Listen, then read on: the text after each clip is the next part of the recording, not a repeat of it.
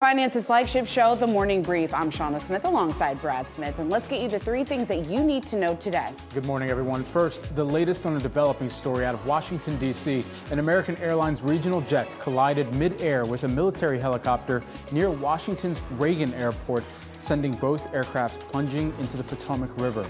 The flight, operated by American Airlines subsidiary PSA Airlines, was carrying 60 passengers and 4 crew members. 3 military personnel were on board the Black Hawk helicopter. Now, D.C. Fire Chief John Donnelly telling reporters earlier this morning that he does not believe there are any survivors. It's the first major challenge for newly confirmed Defense Secretary Pete Hegseth and Transportation Secretary Sean Duffy. Turning to some other news that we are following this morning as well. Tesla, Microsoft, Meta, and IBM all on the move this morning after reporting earnings. Tesla gaining after the car maker forecasted a sales recovery this year and expects to start offering a paid service to use self-driving Teslas that won't rely on humans supervising the steering wheel. Meanwhile, Microsoft under pressure as the company is struggling to build enough data centers to handle AI demand, weighing on growth. Looking at Meta shares rising today after Mark Zuckerberg said that 2025 is going to be a, quote, really big year for its AI assistant.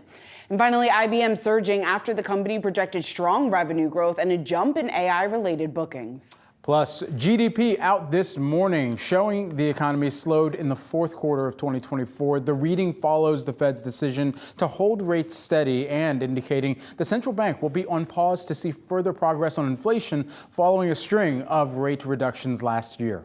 And Apple and Intel set to report after the bell today. Apple is expected to post record results. Now, this comes despite headwinds stemming from its China business, also that slow rollout of its AI features.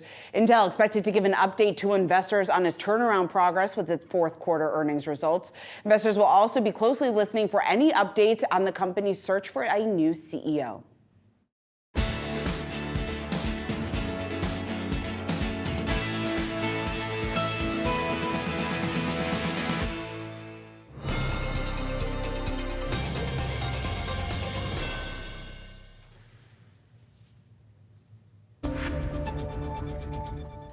Now to the latest developments on the mid-air collision in Washington, D.C. Dozens of people were killed after an American Airlines regional jet collided mid-air with a military helicopter near Washington's Reagan National Airport last night. The collision happening just moments before the plane was expected to land. Recovery operations are still underway. Both aircrafts plunged into the icy Potomac River after the collision, and officials believe that there are no survivors. At a news conference earlier this morning, American Airlines CEO Robert IXIC is saying that they are working with authorities on the investigation. But at this time, the cause of the collision is unknown. We're absolutely heartbroken for the family and loved ones of the passengers and crew members, and also for those that were on the military aircraft. Our focus right now is doing everything that we can to support all of those involved and also the PSA Airlines team. This is devastating. We are all hurting. This is the first major test for the newly confirmed Defense Secretary Pete Hegseth and Transportation Secretary Sean Duffy. Secretary Duffy spoke about the investigation, calling the collision absolutely preventable. Safety is our expectation. Everyone who flies in American skies expects that we fly safely, that when you depart an airport, you get to your destination. That didn't happen last night. And I know that President Trump, his administration, the FAA, the DOT, we will not rest until we have answers for the families and for the flying public. Reagan National Airport will reopen at 11 a.m. local time Thursday. President Trump also weighed in on Truth Social, calling it a bad situation that looks like it should have been prevented. Turning to another top story that we're following here this morning, AI spend very much in focus for investors on the heels of big tech earnings. Meta CEO Mark Zuckerberg remaining confident on the company's spending plans, reiterating Meta's outlook on the earnings call. Meanwhile, Microsoft's weaker than expected intelligence cloud forecast sparking investor concern. You're seeing that reflected in share price here this morning. You got Microsoft shares off nearly 5% here ahead of the bell. Let's bring in Paul Meeks. He's Harvest Portfolio Management's Chief Investment Officer and Wall Street Beats partner. Paul, it's great to have you back here on Yahoo Finance. Let's start with the upbeat report and maybe reaction that we're seeing play out from Meta's earnings last night. Certainly, we had Mark Zuckerberg once again doubling down on the spending plans that we first heard about last week in terms of AI and that roadmap ahead for Meta. Wall Street is buying in. Are you? I'm definitely buying in. Now, I've held Meta for years, and so my cost basis is a fraction of where the stock trades today. But if you take a look at the marquee tech names, I put Meta right at the top of the class. I was on the quarterly webcast live yesterday, and I really like the vision that the company has laid out. I thought Zuckerberg was clear and crisp, and I do believe, I don't think it's with too much hyperbole, that this will be a great year for the company, very well positioned in these times. Does a great year for the company rely more on a pivotal year, as they were calling it, for Metaverse, or the year where Llama and open source become the most advanced and widely used AI models that they talked about on the call? I think it's the latter. Now, I don't expect to see a lot of AI monetization from anybody, but I like the way that they're set up with their Llama open source model. I think that there is a good shot that this will become the global standard for such models. The other thing I'm excited about is, they plant seeds and then hopefully we have some growth over time. And I think this year, the monetization of Instagram Reels could be a real driver. When do those seeds need to sprout, Paul? What's the timeline that investors are going to be grading Meta up against? Well, it's typically a couple of years. What Meta does is they develop, release a product, and once it gets to 1 billion users, which would be a huge effort for any company, but more realistic for Meta, then they swoop back in and try to monetize those users. And it looks like, for example, with Reels, that they'll get there pretty quickly. And I expect that they will get there over time with Llama and AI. All right, Paul, so let's compare that to what we heard from Microsoft, because you can see it play out even just in the stock reaction here this morning. You got Microsoft shares under pressure, off more than 4%. They're struggling, it seems like, to build enough data centers to handle the demand that we're seeing in AI. A slowdown there in its cloud business is also causing a bit of a concern. What's the read-through to you from these numbers? Yeah, I've been covering the company since it went public in '86. And usually the company is, brilliant on their conference calls. Company is always tightly managed, deserves a lot of respect, particularly since Satya Nadella became the CEO in 2014. However, last night's quarterly webcast, which I was also on live, I was a little bit disturbed, a little bit confused. One of the things that they talked about with their non-Azure, non-AI business was some problems with sales execution. You don't typically see that. And then they talked about and mentioned 10 times on the call that they were struggling with sales and scale motions. Can somebody tell me what that means in English? I'm not sure, and I'm supposed to be an expert in the name. And so I was downtrodden yesterday after Microsoft.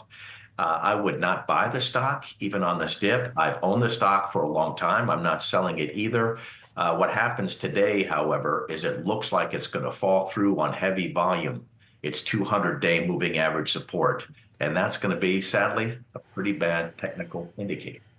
Paul, with that technical indicator in mind, and even more so, kind of the thread that Microsoft is trying to weave on this call, talking about OpenAI, but also acknowledging what rattled the markets earlier this week with DeepSeek, how does that play into the trajectory for the investment that Microsoft was out early in front of to try and pour billions of dollars into OpenAI, which now is going to face its own conundrum of making sure that they can split off part of the business that's going to be profitable versus what should be open source? Yeah, it's a great question. And I was also a little bit disappointed that we didn't get a clear CapEx budget or confirmation of the previous CapEx budget from Microsoft, whereas Meta was, spot on and reconfirmed everything. DeepSeek is interesting to me. It's obviously a great innovation. Everybody says that, even their competitors. However, we'll see over time, particularly if Trump and company cut off their access to all NVIDIA chips, even earlier generations, if they can keep that momentum going. So as it pertains to AI-driven CapEx spending, which has really driven the AI trade the last couple of years, I'm a little bit hesitant, but I'm not throwing in the towel on it yet. Paul, thanks so much for taking the time here, breaking down some of these huge earnings reports that came out yesterday representing the Mag 7 companies here. We've got even more of those forthcoming. Appreciate it, Paul. See you later. See ya. The Federal Reserve, unsurprisingly, holding rates steady as inflation progress seems to slow. Fed Chair Jay Powell saying that there's still a lot of uncertainty around the impact of President Donald Trump's policies. The committee is very much in the mode of waiting to see what policies are enacted. We don't know what will happen with tariffs, with immigration, with fiscal policy, and with regulatory policy. We need to let those policies be articulated before we can even begin to make a plausible assessment of what their implications for the economy will be. Joining us now is Matthew Luzetti, who is the chief U.S. economist at Deutsche Bank. And it certainly sounds like the FOMC is waiting to see how inflationary those policies might be in one direction or the other. What's your best assessment at this juncture? Yeah, yesterday I think markets were looking to get any signals about when they could cut rates again. There was an explicit question about whether or not they could cut rates at the March meeting. I think Powell did not completely take it off the table, but his overall framing of the economy, strong growth, solid labor market, inflation progress which has slowed, plus the uncertainties about the Trump administration's policies, tells them that they don't need to be in a hurry. They're in waiting mode. I think as you look at the timeline for those policies, there's an April 1st deadline to get a lot of details around potential tariff policies. That makes a March rate cut unlikely, and then it opens up questions about how inflation evolves after that April deadline. What about the drop that we saw in GDP this morning? The headline number may be spooking investors just a bit, but once you look underneath the hood, there's a lot to still be encouraged about. Absolutely. The guts of the report were actually very strong. So if you look at consumer spending, it was up 4.2% annualized in Q4, much stronger than anticipated. I think we're seeing some volatility in some of the other components. The trade data in particular was very volatile in Q4. We saw the widest trade goods balance deficit in a while, given data yesterday. And so I do think there's probably also some tariff effects or anticipation of tariffs that is creating volatility in some of those data points. But there was nothing to worry about in the GDP data this morning. 4.2% consumer spending, private domestic demand growth above 3%. Yeah, still growth, but not at the same pace that we had seen this time, comparable quarter last year, and even sequentially a little bit of a pullback as well. What does that spell out to you then about the trajectory for continued GDP growth, especially as these policies are ingested by the economy? We're constructive on growth. We expect that the economy grows 2.5% this year. That's above consensus, is above what the Fed anticipates. But it's mostly just a continuation of what we've seen over the past year. The economy grew essentially 2.5% in 2024, so we expect that to continue. Now, obviously, there's a lot of moving pieces and a lot of uncertainty around that. We expect that we do get a tax bill around the middle of the year that does have some tax cuts involved in it, an expansion of the child tax credit, some business tax cuts as well. But we are also expecting tariffs to be put in place. We expect a ratcheting up in tariffs on China, a ratcheting up in tariffs on Europe as well. All that will help to dent growth. Now, there's some downside risks to that, no doubt. This weekend, we could get tariffs on Canada and Mexico that are 25%. Mm-hmm. We could get an across-the-board tariff that has been talked about by the Trump administration as well.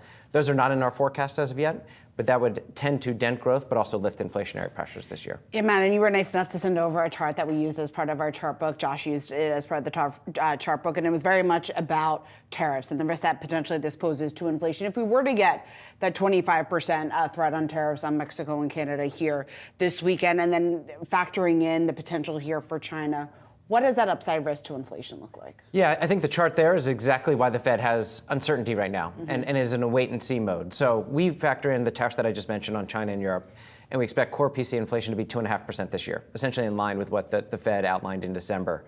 But if you factor in 25% tariffs on Mexico and Canada, it is very easy to get to 3% plus core PCE inflation forecast this year. An acceleration in inflation, not a deceleration. And so that chart, I think it really epitomizes why Chair Powell says the Fed isn't in a hurry and they want to see how these policies play out. We only got 15 seconds. cuts this year? What's your anticipation? And what is the probability that you're looking at of a potential hike? So we have no cuts this year. We do think that the next move is a cut, but we think it doesn't come until 2026. I think the bar to hike is high. I think it'd be disruptive to markets. But given the wide uncertainty bands around policy, we can't completely rule it out. If inflation does accelerate, as that chart certainly indicated, and inflation expectations pick up, that could be part of the conversation later this year. What's that threshold? I think you need 3% and above inflation, and you need the labor market to be strong and tighten. Because as long as the labor market is weak, the Fed's not going to be hiking rates. All right, Matt Lazzetti, always great to get your insight. Thanks so much for taking the time to join us here today. Thank you. Keep it right here. Coming up next on Morning Brief, we're going to count you down to the opening bell on Wall Street. Plus, we'll have more on the earnings front and sit down the CFO of Levi's. And a look at how DeepSeek is upending the artificial intelligence market. We'll discuss that and much more on Morning Brief.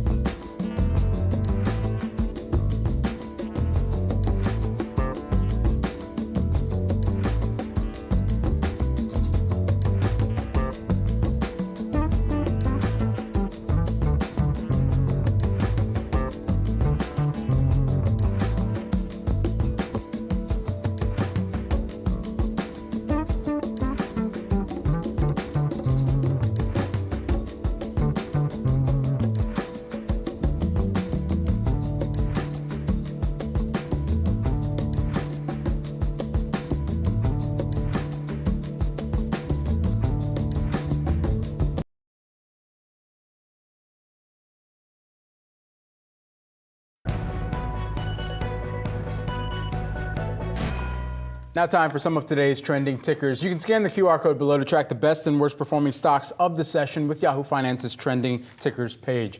First up, Levi Strauss topping fourth quarter expectation, issuing though a weaker than expected full year forecast, citing currency exchange rates for one fewer week and also the fiscal year and exits from its footwear business and Denizen brand. Joining us now, we're going straight to the source. We've got Harmeet Singh, who is Levi Strauss & Company's CFO. Great to have you here in studio with us, Harmeet. Thanks for having me, Brad and Sienna. Take us into this quarter. What particularly stood out to you from the mind of the consumer as you're seeing that pass through to Levi's performance? Sure. So, as evidenced by the numbers, we had a strong quarter. Our reported revenues were up 12%. Organic revenues were up 8%. We delivered record gross margins for the year and for the quarter and expanded our EBIT margins. Our EPS actually beat expectations. And what is particularly pleasing is we exit the year in a much stronger position than we began the year. And it sets us up well for 25, where we have guided 3.5% to 4.5% organic growth, increase margins, increase EBIT margins. And we are well on our way to becoming a $10 billion company with operating margins of 15%. To your question about what specifically stood out, holiday season was outstanding. And for us, because we end our fiscal at the end of November, holiday is what we call Nocember, November and December. The strength that we saw as we exited quarter through in women's, in our direct-to-consumer business, continued. What we saw happen in Q4 was our men's business got stronger, largely because men are converting, like me, are converting to the looser, baggier fit. I'm wearing the 517, which is a boot cut, but we tend to offer something for everyone. So yesterday, I wanted to be a little bit more comfortable because we were doing earnings, and so I wore my performance tech, which is something we launched earlier. And then 2 days ago, I wanted a slimmer fit, so I had the 511. Now for her, when my wife wants to wear a skinnier jeans, she'll wear the 721, or the looser fit, which is an XL straight fit. So I think having something for everyone really makes a difference, and that's what we really saw. I mean, when you take a look, though, at the stock's reaction here this morning, it shares off just about 7%. There is some worry out there on the guidance that we did hear from you guys. How much of that is macro-driven when you talk about the risk here of consumers pulling back because of inflation, and also just the tariff risk and what that exposes for your business? Yeah, no, we've started, because about a year ago, after Michelle took charge, we started on, I've been in the company 12 years. This is what I call the third transformation. But the transformation was all about us becoming a DTC first denim lifestyle company. So you can wear, a head to toe look. And as part of the transformation, we are exiting some low margin, low profitable businesses. So we had a small footwear business out of Europe. We announced the exit of it. We announced the exit of our Denizen business, which is a product we sold into Target. And so that's why we've come up with the organic revenue growth expectation. So organic revenue growth is 3.5% to 4.5%, but that incorporates about 300, I would say, basis points impact exit, as well as one less week in the year. In 2024, we had an extra week called the 53rd week. In terms of the macro question, foreign exchange, because we're a global company, and 60% of our revenue and earnings are outside the U.S. With the dollar becoming stronger, post-November, that impacts our top line by about 250 basis points. It's just the cost of doing business overseas. And so that's why when this, from a street perspective, folks hadn't built in the total impact of foreign exchange and the exits of this business. But Levi's as a brand, and now after the exits, we're primarily a Levi's business. We got Beyond Yoga, and we also announced the exit of Dockers.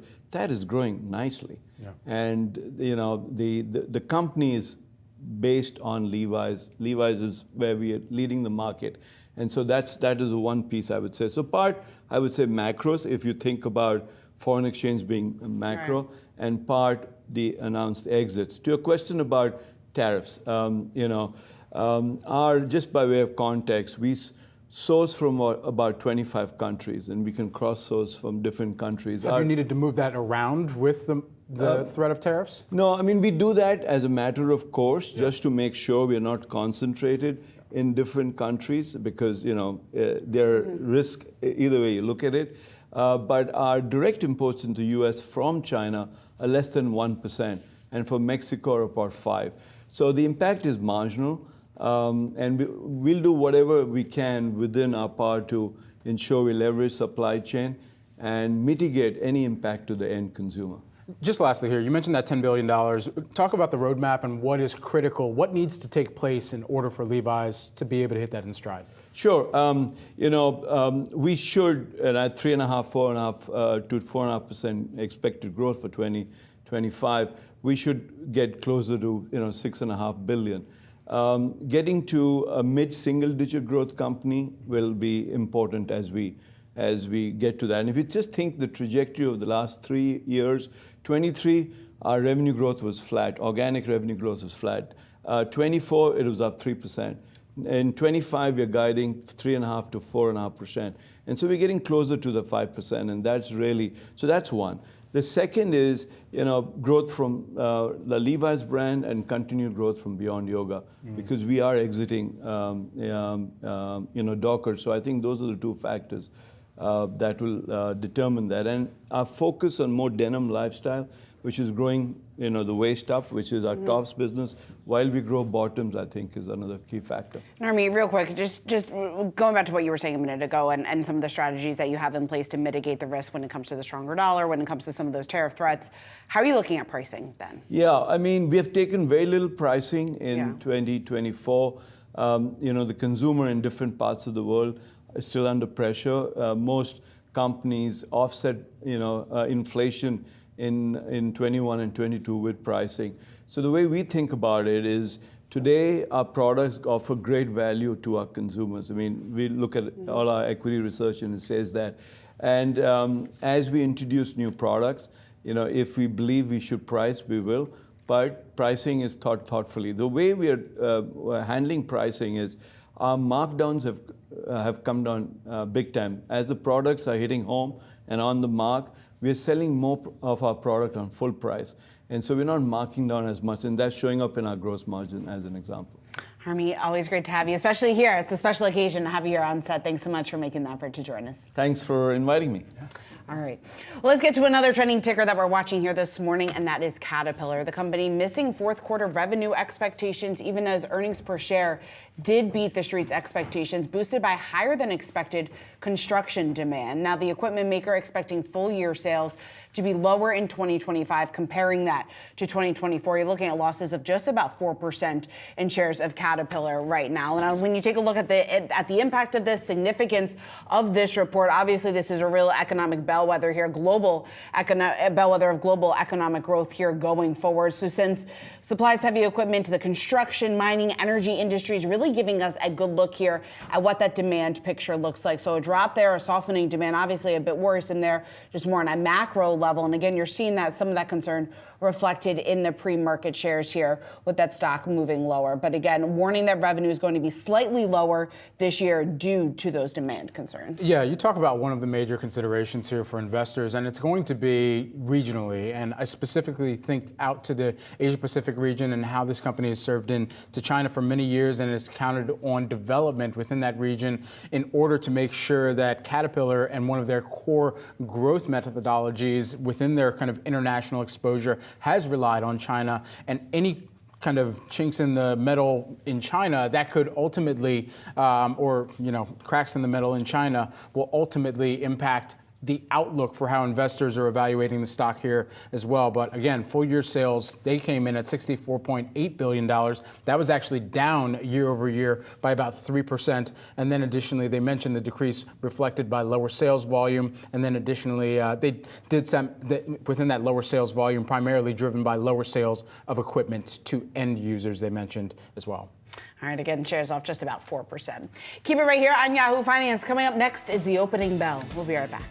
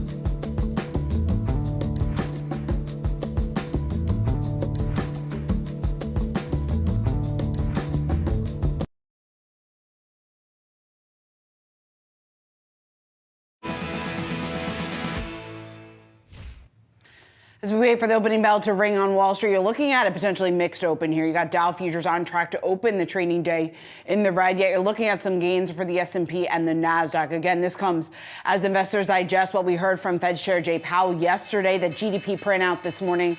And of course, a slew of earnings very much being driven by some of those big tech names. That is driving the sentiment here on the street this morning as we do kick off a new trading day here for Wall Street. Again, taking a look at how we are starting today. You've actually got the S&P pointing to the upside here. Let's start with the Dow, though, just above the flat line as we speak here, although not too much action, so don't get too excited just yet. You've got the S&P, though, up just about 0.3%, holding above that 6,000 level. Then when you take a look at the Nasdaq as that calibrates there, also pointing to some gains here at the open, up just about 0.3%. Some of that being driven by the excitement and what we've seen play out from Meta with Mark Zuckerberg, the CEO there, reiterating, doubling down on some of those AI spending plans. It looks like Wall Street at least buying in for now. For Microsoft, though, a bit of a different story. So let's dig into that just a bit. First, and taking a look at the sector action here, you do have real estate actually leading the way, consumer discretionary not too far behind. On the flip side, it is a bit mixed here as we do look at some pressure here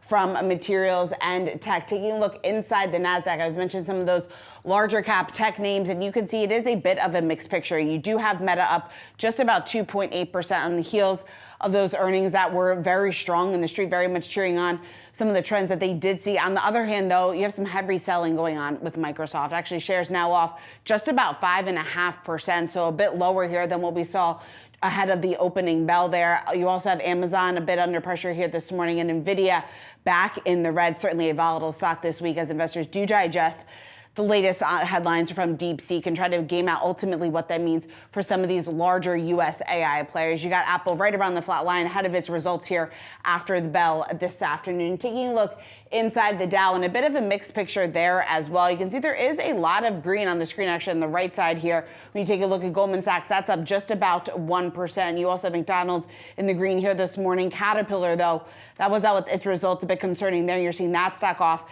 nearly 4% in early trading. Jared Blicker standing by with a closer look at some of this movement that we're seeing. Jared. Thank you, Shauna. I want to start out by pointing out the small caps, waiting for them to calibrate here. Small caps have been leading in the early trading, and there we go. We got the IWM open up about 1%. I'll show you a one-year chart. Now, small caps have been very frustrating, and I'll change it to a 5-year, just kind of refusing to notch that first record high after many years. But traders are probably thinking hope springs eternal. I think that's the best message I have for traders right now with respect to small caps.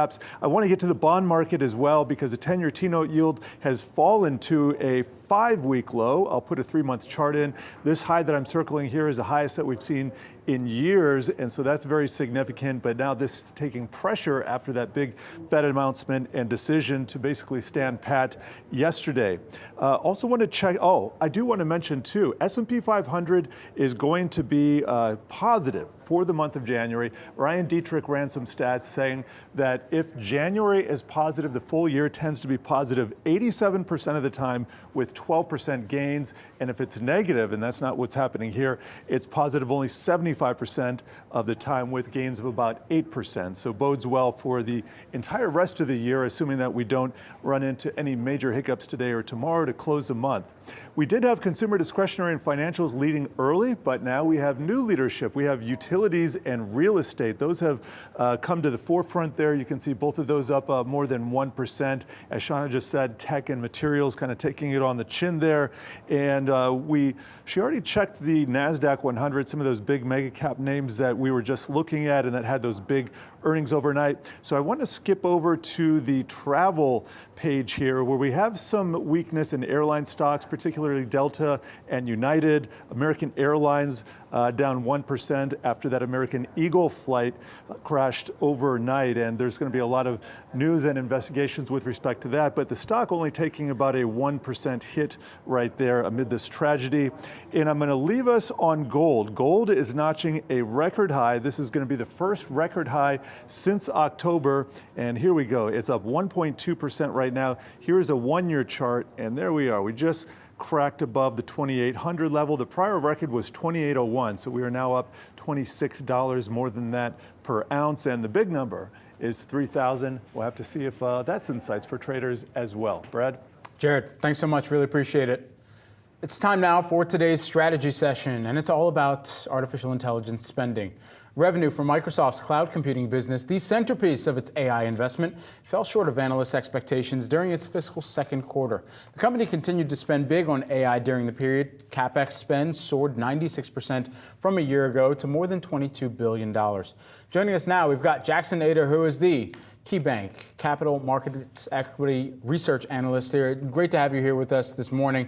So first, just into the spends here and evaluating some of Microsoft's spend versus the rest of the names that have been kind of this centerfold or centerpiece of the AI theme in the markets thus far. Yeah, Microsoft continues to kind of lead the way on CapEx spend. I mean, look, they're a $3 trillion plus company, so they've got cash to spare. CapEx spend this year going up slightly relative to estimates. They came in, if you look at total cash expenses plus leases, it was about a little north of $22 billion in the quarter.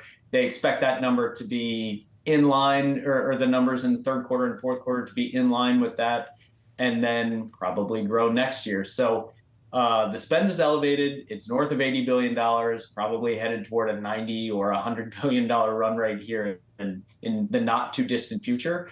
So any concerns, I guess, that maybe we have across the industry on whether AI infrastructure spend is going to abate or come down on an absolute level, probably going the other way and heading higher after last night's print. So just I'm curious then how you square that with what we heard earlier this week, or the concern that swept the market earlier this week when it comes to the revelation of DeepSeek and some of the advances there, and questions whether or not the spending that we're seeing on AI and some of the leaders, obviously Microsoft being one of them, given their exposure and their investments in OpenAI, whether or not that makes sense or is the best move here going forward. I'm curious, how are you evaluating that?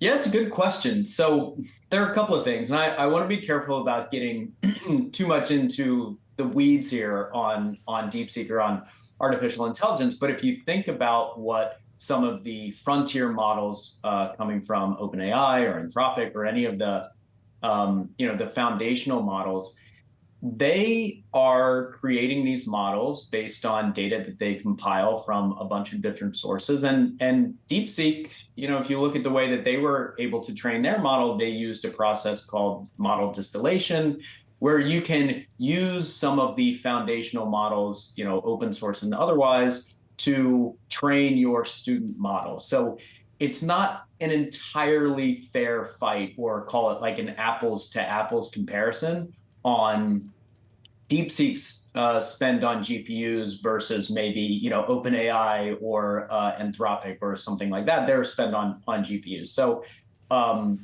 again, the goal of the models might have been a little bit different from DeepSeek versus maybe a GPT. But the question is, do we think that artificial intelligence has some sort of fixed amount of spend?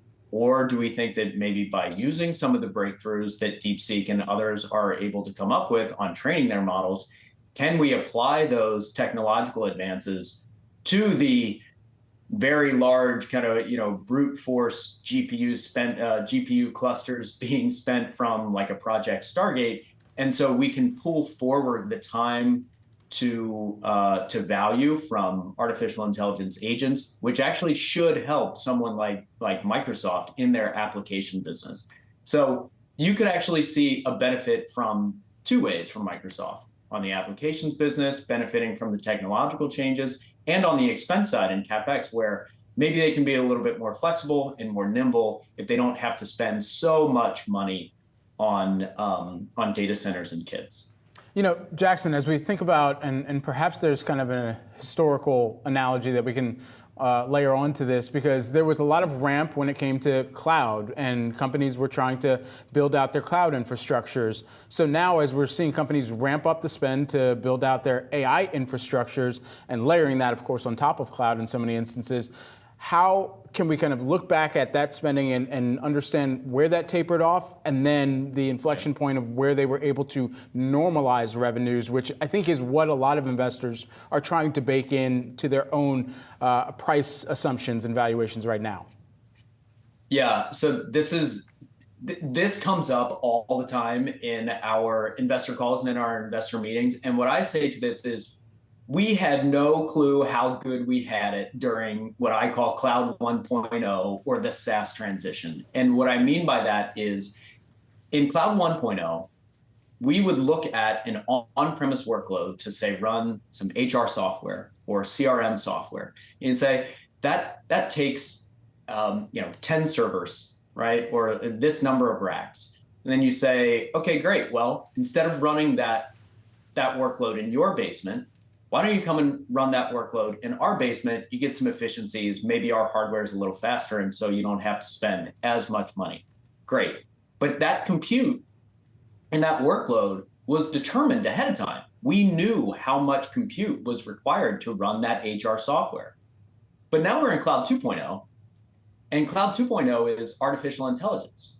It's less deterministic. There's more uncertainty in the amount of compute, whether it's for training the models or for inference, than we had. There's just less certainty than we had in the SaaS transition.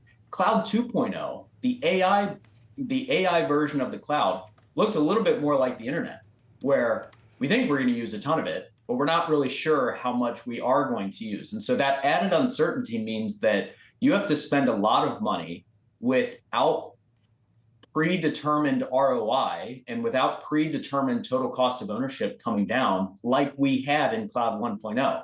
Creates a little bit of extra risk, honestly. All right, Jackson, great insight. Thanks so much for taking the time. We have to leave it there. I look forward to continuing the conversation soon. Thank you. Much more coming up ahead on your markets action here on Yahoo Finance. Again, taking a look at some pressure here at the open. Obviously, Microsoft adding to some of the pressure that we're seeing across the tech sector here this morning. Meta, though, for its part, mitigating some of that. We've got much more coming up ahead.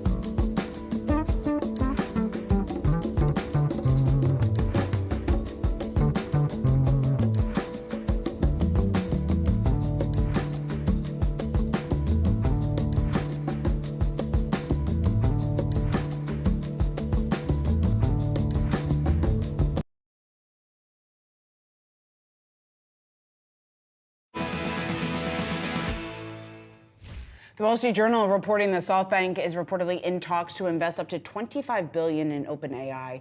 The deal would make SoftBank OpenAI the biggest investor, replacing Microsoft, which has committed nearly $14 billion to date.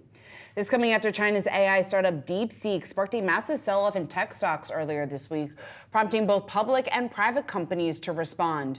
That includes OpenAI's CEO Sam Altman, who announced the company will now offer non-paying users, quote, hundreds of free queries a week.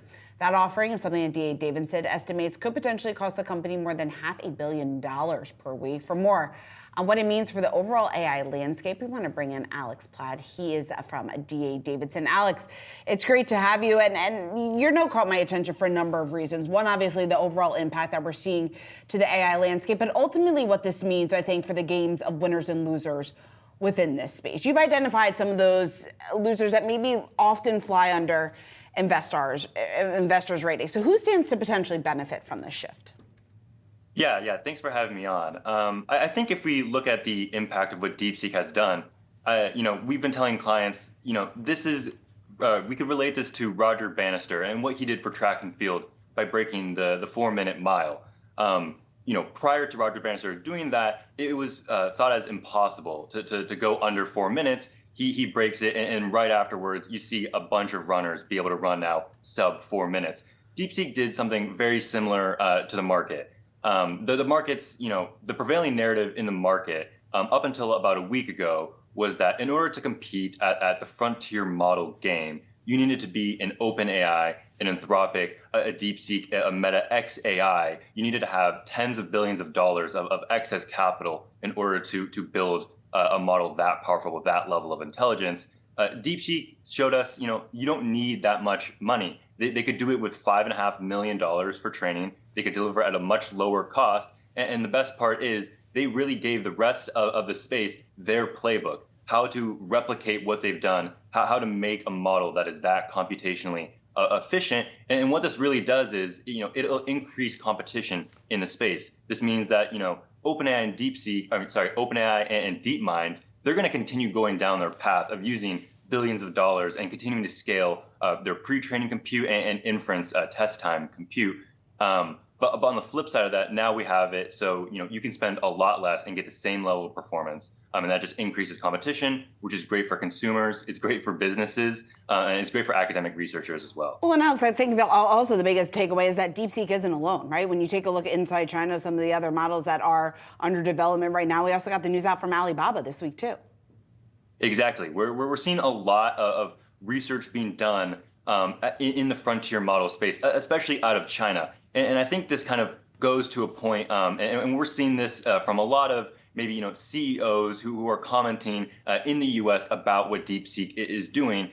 Maybe we could argue that there's a lot of groveling occurring about maybe the methodology as to how DeepSeek has done this. But in the meantime, while we're talking about the politics and talking about whether their compute cluster was whether they were honest about that in their paper, these Chinese labs like DeepSeek, like Qwen, like ByteDance, like Minimax, they're going out and they're innovating. DeepSeek, in the meantime, since last week, has put out a leading vision language model that beats OpenAI's DALL-E and Stable Diffusion. So these Chinese frontier research labs, they're not resting. And I guess the only answer for American labs, in our view, is they just have to out-innovate them. Yeah, it seems like the methodology is certainly coming into question as to how they ethically were able to develop it so quickly, and then ultimately what type of code they were perhaps able to leverage from some of the other competitive partners that are out there or competitors that are out there. I guess the question, though, becomes who is best positioned to monetize this at scale? Yeah, I think when we look at this, I still think that on the business side, it's still these frontier labs like OpenAI, like DeepMind, like Anthropic that are still maybe best positioned to monetize this sort of thing. Again, we're not trying to say that DeepSeek has gone out and has won the frontier model game. They're helping push and advance the space forward. We think that these large labs will respond in a big way. O3 Mini should be coming out soon, and we think that will be a big development. But as it goes for maybe the consumer business for these chatbots, I still think that some of the top players like OpenAI, like Anthropic, are still very well positioned to capitalize on that. Now, another thing you pointed out in your note, the AI arms race here between China and the United States is just getting underway. So with that in mind, what does that then look like, do you think, over the next 4 years under the Trump administration? Yeah, I think it's going to be competitive, right? We saw Dario from Anthropic yesterday. He talked about wanting to increase foreign export controls on some of these Nvidia GPUs. Now, it's our belief that this probably won't help. They didn't work beforehand. DeepSeek and other labs were able to find ways around them, whether it's through their algorithmic approaches or other techniques. But what this means is that for the Trump administration, if I were maybe AI crypto czar David Sachs, instead of groveling and talking about how they distilled some of the open AI models, or they took data or they took GPUs they weren't allowed to, I would sort of go back to what it seemed like the Trump administration was running on beforehand in his campaign, which was America needs to return to innovation, being pro-innovation. And I think that's what that means for the United States. And I think over the next 4 years, we're going to see a lot of back and forth between some of these Chinese labs and our frontier U.S. labs. Alex Platt of D.A. Davidson. Alex, thanks for taking the time. Thanks. Coming up, we're taking a look at a few more trending tickers this morning, including results from Comcast.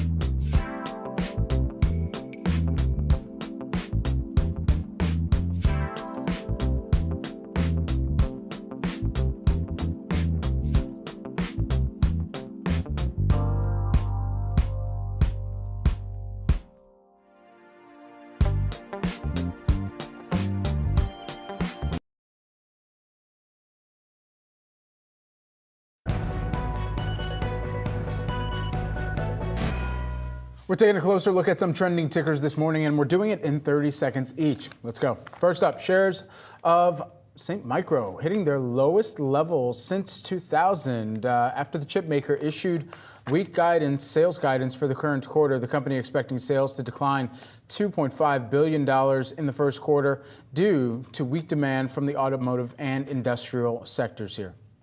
Plus, MasterCard out with earnings this morning, topping the street's expectations, also notched record revenue during the quarter. The company's CEO, citing its acquisition of cyber defense firm, recorded a future as a catalyst for growth and diversification. And finally, Comcast's latest results out this morning. The company boosting its annual dividend and reporting a strong performance for its studios division, but shed more broadband customers in the quarter than expected here. We're taking a look at shares right now, down by about 9.4%. We got Alexandra Canal joining us here on set. And Ali, when you take a look at the degree of the decline that we're seeing here, it shares down almost 10%. Clearly, there are some issues with maybe what the direction or focus of Comcast looks like, at least in the short term. Yeah, and we did see earnings and revenue top estimates. We also saw a share buyback, an increase to the dividend. But the main drivers here with the stock price are that we saw a bigger than expected drop in those broadband subscribers, and Comcast failed to add more subscribers to its Peacock service. So let's start with that broadband decline. We saw a decline of 131,000 customers. The estimates were around 98,000, but we did hear from Comcast management in December, who warned at the time that we were going to see broadband losses of over 100,000 in the fourth quarter. So got that warning there, but broadband has been a major issue for investors. It's been really challenging for Comcast, especially as we see some of these wireless competitors like Verizon and T-Mobile come with cheaper options and more flexible offerings to attract those lower income consumers. And then on top of broadband, you also have TV customers cutting the cord. But a few things stuck out to me on the call. Management said it's committed to its connectivity business and that they will lean on wireless more than ever before. They want to be a challenger in this market. They said that wireless is a, quote, meaningful differentiator, and they plan to bundle mobile with more higher tiered broadband products. So again, trying to compete with some of those incumbents in the space. And then on the Peacock side, we did see a $1 billion improvement in Peacock EBITDA losses. Paris Olympics was a big driver there. But like I said, they failed to add any more subscribers. They ended the quarter with 36 million total subs. That was the same thing that we saw in the third quarter. Analysts on the street had been anticipating over 37 million. So that was a big disappointment. Digging through some of the analyst commentary, it seems like Peacock is finding it challenging to compete here. It's very expensive to acquire content. It's expensive to compete. And it's also really hard to hold on to those customers. And that's part of the reason why Comcast did decide on SpinCo, right? That rollout that they're doing with their cable networks minus Bravo, because that ultimately is not serving the Peacock business. But that's going to be something that we're going to have to continue to watch because the buyer is there. Big question mark. Certainly, yeah, and the macro environment not helping either. Right, Ali, thanks. Keep it right here on Yahoo Finance. Coming up next is Catalyst. Much more analysis when we come back.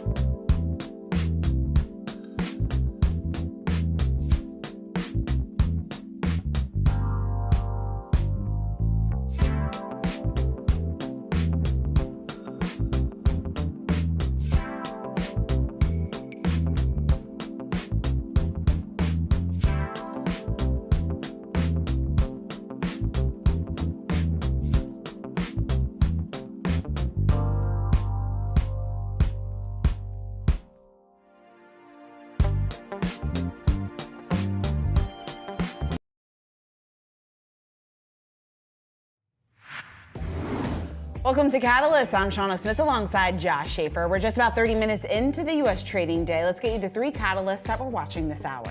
First up, we break down the biggest takeaways from big tech's earnings and push ahead to the Apple and Intel, which will be out after the bell. Plus, we bring you the view inside the C-suite and sit down with the CEO of Southwest. We will also hear from the CFOs of ServiceNow and UPS. And we'll speak with former OpenAI executive on the rapid emergence of China's DeepSeek and what it means for the artificial intelligence industry.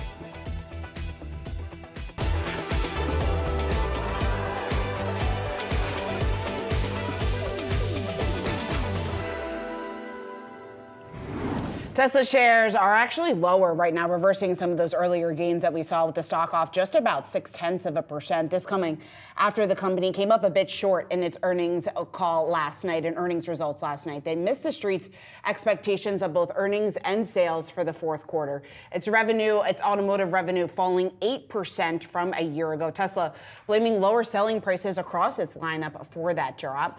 Joining us now to break it all down, we want to bring in George Gianarikas. He is Canaccord Genuity's managing director. George, it's great to have you here. So my first question, what I wanted to ask you was why we weren't seeing more of a trade here in terms of the fundamental story when it comes to Tesla. Because after we got these results last night and very much this morning here in earlier action ahead of the bell, we actually saw the stock rising. Now we're seeing a bit of a pullback. How much do fundamentals matter to that stock price reaction that we're getting? Well, look, on the call, and we agree with him, Elon Musk was incredibly optimistic about the future of autonomy and the future of robotics. All very good generational growth opportunities.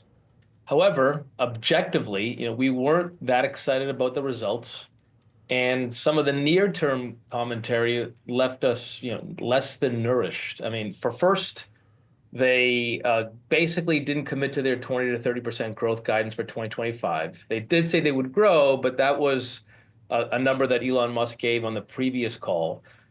They missed their 2024 delivery guidance, which we knew about a month ago. Their margins were pretty weak. And if we're reading this correctly, the FSD rollout, full self-driving rollout in Europe and China is not going to happen in the first quarter. So there are a lot of little things that happened during the quarter that weren't great. So obviously a very good outlook for 26, 27, 28. But 25 and the results were kind of squishy. So, George, what do I make of that if I'm a Tesla investor? I mean, how do I understand at what point the margin story is going to matter again, right? I feel like we've teetered over the last 18 months between, margins are a big problem. Tesla needs to figure out margins. Where's the trough in margins? Felt like we maybe moved past that story last night, maybe not. I mean, how much does it matter over the next couple months? Is it going to matter if this comes up again next quarter in earnings? Look, we have a couple of catalysts this year that are still out there. Number one, we should get some additional vehicles. The new Model Y, apparently orders are very, very good, and it's a beautiful car. And we also have a fleet of unsupervised full self-driving vehicles coming in Austin in June and potentially other cities in the United States. So there are things to look forward to. But at the end of the day, you need earnings, right? And the earnings growth and the earnings power of Tesla will be dictated by its growth in deliveries in the near term and the margins. And so, look, the margins have been under pressure for a while now because of financing incentives that they've given, price cuts that they've had to put in place because of the increase in interest rates. So we should see that. We believe we'll start to see that really take hold in 26, 27, 28, based on increased scale and increased adoption of full self-driving. But we have to see it, right? This is our expectation, our hope, our estimate. But ultimately, we have to see proof of that. So, we'll have to wait and see how things trend this year. And George, this is all up against a worrisome and a tough macro environment, right? When you take a look at consumer spending and what that appetite seems to be for EVs, and then you just take a look at the Fed's decision yesterday, holding rates steady. This is something that Musk has really sounded off on before, just in terms of that higher rate environment, problematic that could be here for Tesla. Does that then, to some extent, put a cap on some of the growth that we could see? Look, they're battling a couple of things this year, right? So it's probable that EV incentives in the United States get rolled off based on the current administration's objectives. So that's going to be a negative headwind. On the other hand, they have the new Model Y and potentially other vehicles to help them grow. And it's going to be a battle of those two things. China was really strong in 2024. It'll probably be strong in 2025. But Europe and the US have to catch up to that growth. So we'll see how the tailwinds and the headwinds match up against each other. But we expect growth, but it's not going to be that easy this year. George, I want to play a bit for you from last night's earnings call. Tesla's CEO specifically called out tariffs. Let's take a listen to that. There's a lot of uncertainty around tariffs. Over the years, we've tried to localize our supply chain in every market, but we are still very reliant on parts from across the world for all our businesses. Therefore, the imposition of tariffs, which is very likely, and any reciprocity will have an impact on our business and profitability. So, George, I mean, how much of a headwind do you think, if Trump goes forward with these tariff plans, would it be for Tesla? Well, it'll certainly be a tariff. Let's not forget that Tesla in its energy storage business uses, for the most part, battery cells that come from China, so that'll impact them. They also buy other inputs for their vehicles from other parts of the world. Fortunately, they make most of their vehicles or all their vehicles for the United States in the United States. So it's not as blunt of an impact as it'll be for other OEMs, but it'll certainly be an impact, and it's something that we're watching closely. George, what about the distraction? Is it a distraction of Musk in the White House? And ultimately, what does that trickle-down effect look like? Look, I try not to talk about politics at work, but it's clearly this is a person that does a lot of things with a lot of companies and now is working with the administration. You sort of asked about it yesterday, and he maintained that Tesla's a really well-oiled machine that is operating well without him. And look, anytime you doubt Elon Musk in terms of his ability to juggle multiple CEO jobs and other things, you've been proven wrong. So we think he could pull it off. And the things that are happening with Tesla in terms of their slowing or their slower than expected growth in 2025, I don't think has anything to do with his ability to manage. It's more just the macro. So, George, it sounds like the benefits of him then having the close ear of the administration playing a part in the administration certainly does then outweigh any sort of risk. Look, I think the one area where the administration could help and probably will help is in terms of the adoption of full self-driving and autonomy. Yeah. We've already seen very positive commentary from the Trump administration around their willingness to help U.S. companies proliferate autonomous vehicle solutions in the United States. It's really, really important to Tesla's story. It's also important for other companies that we cover, including Aurora and Mobileye. So we think those tailwinds should outweigh any near-term headwinds from tariffs or anything like that. George, we're going to have to leave it there. Appreciate you joining us today. Thanks for having me. Shares of ServiceNow under pressure after earnings and subscription revenue guidance miss analyst expectations. Joining us now for more on these results is Gina Mastantuono. She's the president and CFO of ServiceNow. Gina, I want to start right there with what appears like investors are sort of digesting this morning. Sales coming in a little bit lower than the street had hoped for. What sort of drove that, and what kind of levers do you feel like the business can pull to perhaps bring that back up? Hi, Josh. Thanks so much for having me. So actually, in constant currency, we beat all of our guidance metrics. So as we all know, the U.S. dollar has appreciated pretty significantly since the election. But on a constant currency basis, we beat all of our guidance metrics, top line and bottom line. So from a revenue perspective, we beat by 50 basis points in constant currency, operating margin and free cash flow margin, all beating guidance. So our fundamentals couldn't be stronger, and I couldn't be prouder of the world-class growth and profitability, as well as shareholder value that we continue to deliver. And these results are all on top of our raising guidance twice throughout the year. And so while FX, I would love to be able to control it, the fundamentals underlying the business remain very strong. Well, Gina, how should investors and I guess and analysts be evaluating that, right? Because clearly it is a headwind to the business in the short term. It is. Well, listen, I think the underlying fundamentals are where investors are really always focused. And so if you think about that, customers are continuing to show confidence in our AI strategy. We talked about we have nearly 1,000 customers already using our AI products. We had 150% quarter after quarter deal growth. So Q3 to Q4, 150% growth in the number of deals with our agentic AI offering, and then customers who bought 2 or more of our AI products doubled quarter over quarter. So again, the fundamentals of the business remain very strong.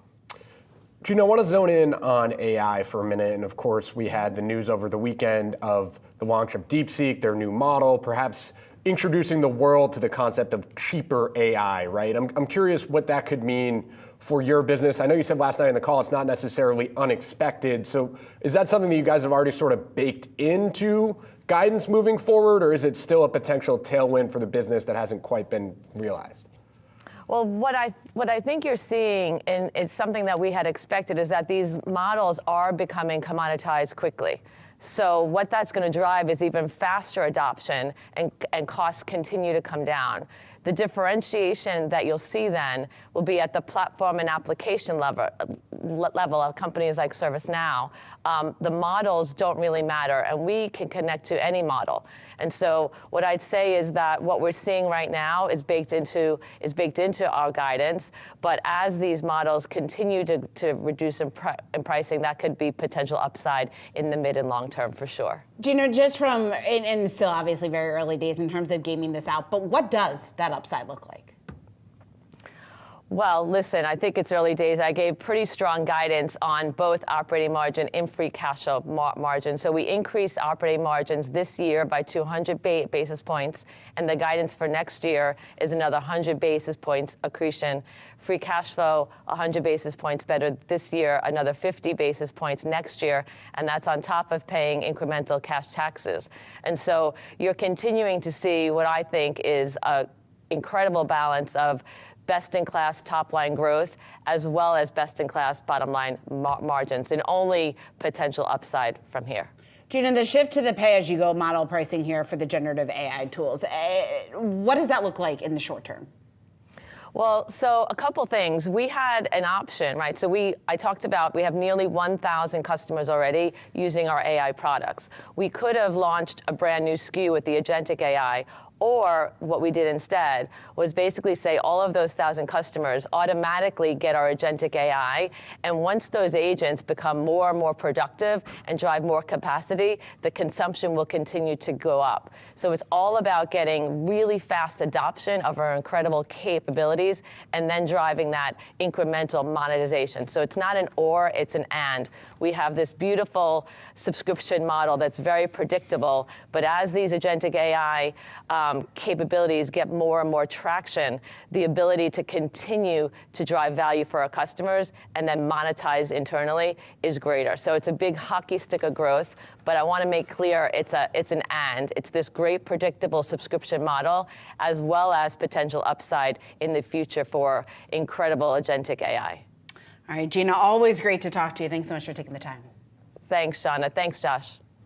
Coming up next, Southwest Airlines reporting strong travel demand in its most recent quarter. We will be sitting down with the CEO, Bob Jordan, next on Catalysts.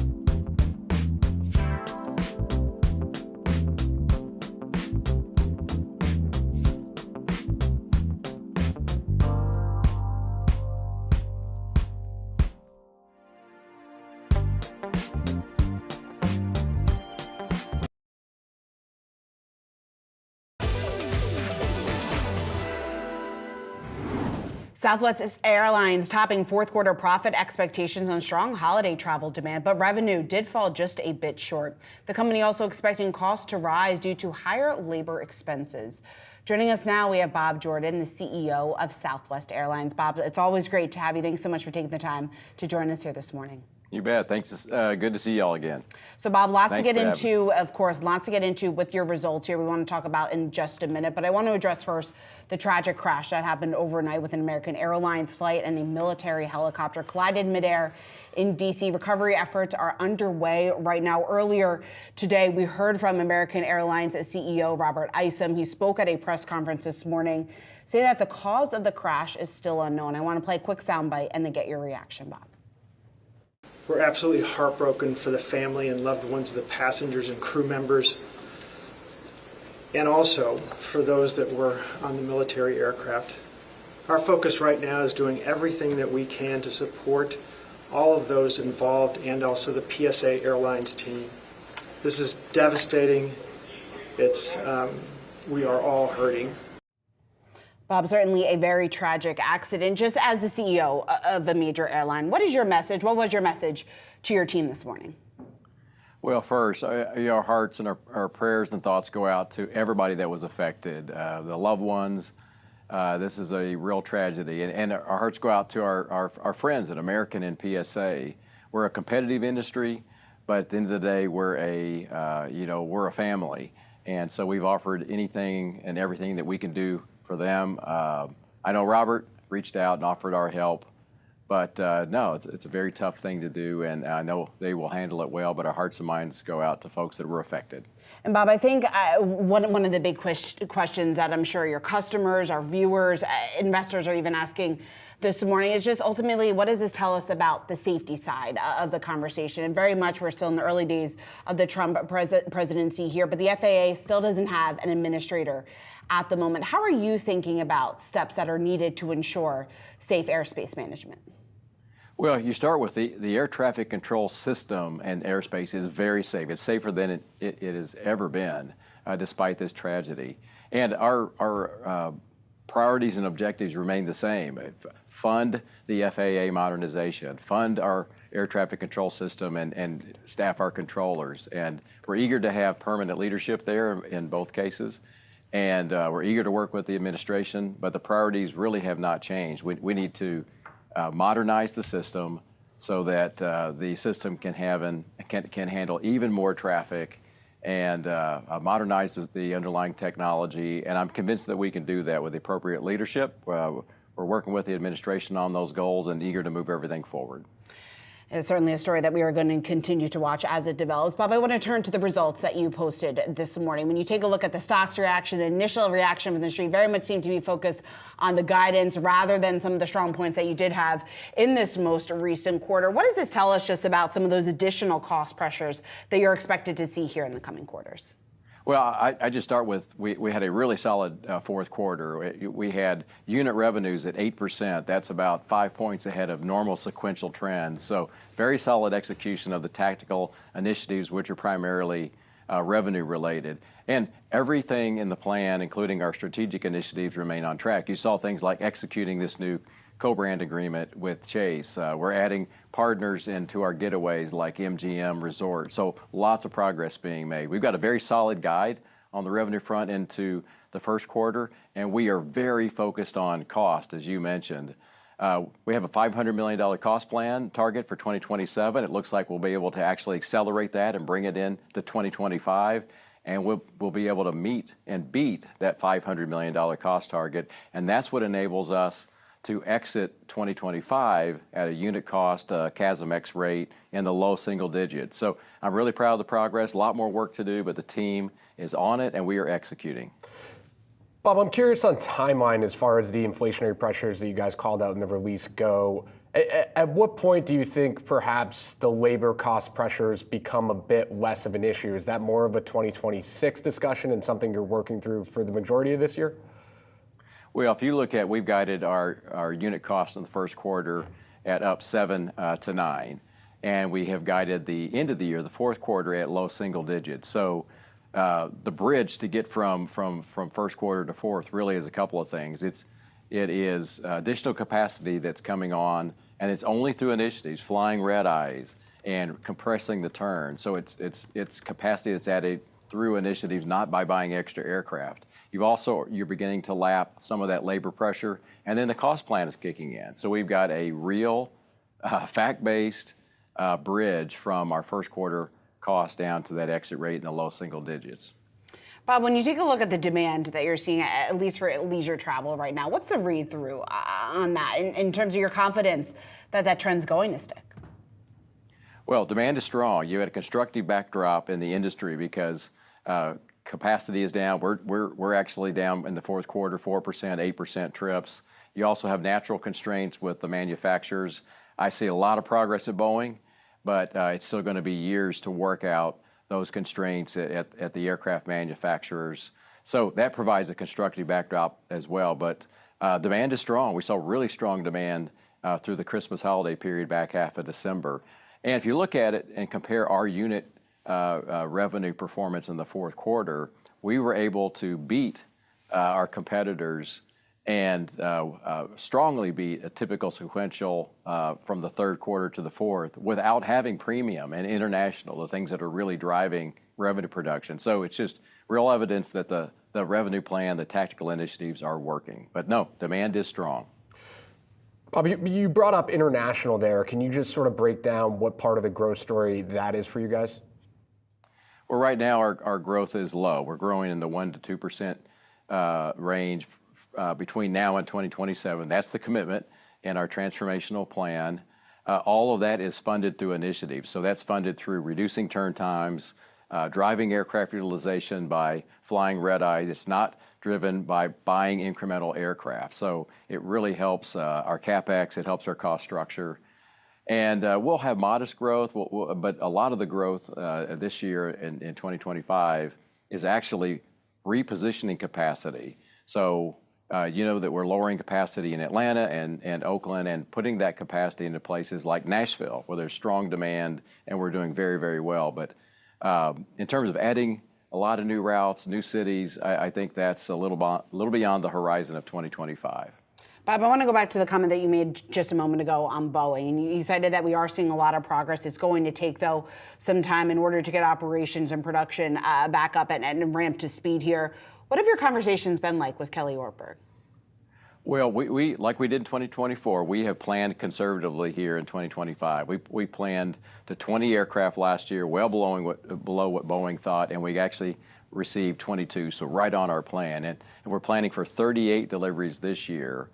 I was at Boeing last week and talked to management, walked the floor, talked to folks that are building our aircraft, and I'm really optimistic. I saw a lot of progress at Boeing. A long ways to go, but a lot of progress. So I'm optimistic that they can beat the 38 aircraft delivery plan and probably have a high water mark of maybe delivering 50 to 55 this year. And any aircraft that are delivered beyond the 38 will go to fleet monetization and shareholder returns. Speaking about shareholder returns and the focus here of shareholders, obviously very public has been your fight with hedge funder Elliott Investment Management. You have been able to reach some sort of agreement. How do you see that progressing and influencing the continued turnaround at Southwest this year? Well, they are, I'm glad that we have a workout with Elliott. They're a shareholder, a significant shareholder, and we talk with them just like we do any other shareholder, but they want the same thing that we want. We are aligned in our goals, which is execute the plan, which we are doing, and then hit our financial results, which we absolutely intend to do. But no, our interests are certainly aligned. And we have a lot of new board members in the last 6 months. We had our first meeting with our new board, and a lot of good expertise, former Airlines CEOs on the board, a lot of very constructive dialogue, and the board is aligned. The board is aligned to execute the plan, and the board is aligned to hold management accountable. There's one CEO, and that's me, and I'm accountable for driving this plan. And Bob, just real quick, on the changes on the board, how is that shaping or reshaping the conversation and maybe the vision and what you could see Southwest evolving into?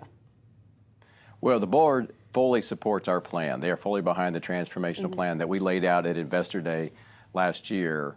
What they are driving, and I am driving, and have been driving since the beginning, is execution and pace, agility in the company, leaning out the company so that we can not only execute the plan, but we can execute the plan at a pace that's even faster than we laid out. And you saw that, and you're seeing that with the cost plan. We're going to hit our 2027 cost goal as an exit rate here in 2025, 2 years early. And we are already seeing that we can beat that $500 million goal. But no, we're aligned in terms of the plan and the execution, and we all want the plan to meet and or beat the targets that we laid out. All right, Bob Jordan, we're going to have to leave it there. I know it's a busy day. Appreciate you taking the time to speak with us. No, thank you for having me. Really appreciate it. Coming up, we're tracking some of today's trending tickers. We'll give you the news behind the moves next on Catalyst.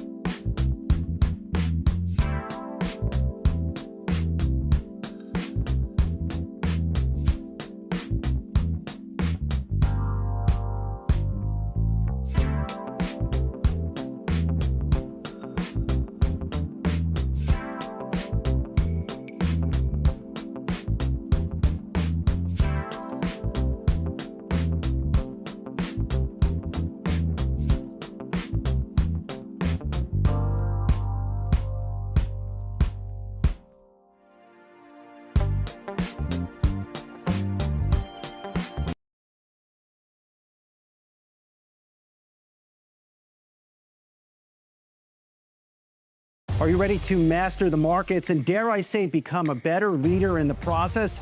Well, Yahoo Finance has you covered with our new full suite of original podcast content.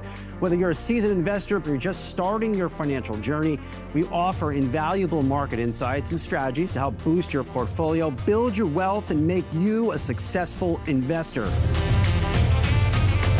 Now let's make some money and get a lot smarter. I've done Yahoo Finance forever. This is a spectacular spot. Welcome to Stocks in Translation. I'm your host, Jared Blickery. Hello, world. I'm Ross Mack. Hi, I'm Bob Powell, and welcome to Decoding Retirement. Welcome to Living Not So Fabulously. Welcome to Trader Talk, the podcast that dishes out the market straight up. Welcome to Capital Gains. I'm your host, Madison Mills. From Wall Street to Main Street to the C-suite, we are your daily lifeline, because behind every great investor is Yahoo Finance. Join us on yahoofinance.com, the Yahoo Finance app, or wherever you get your podcasts.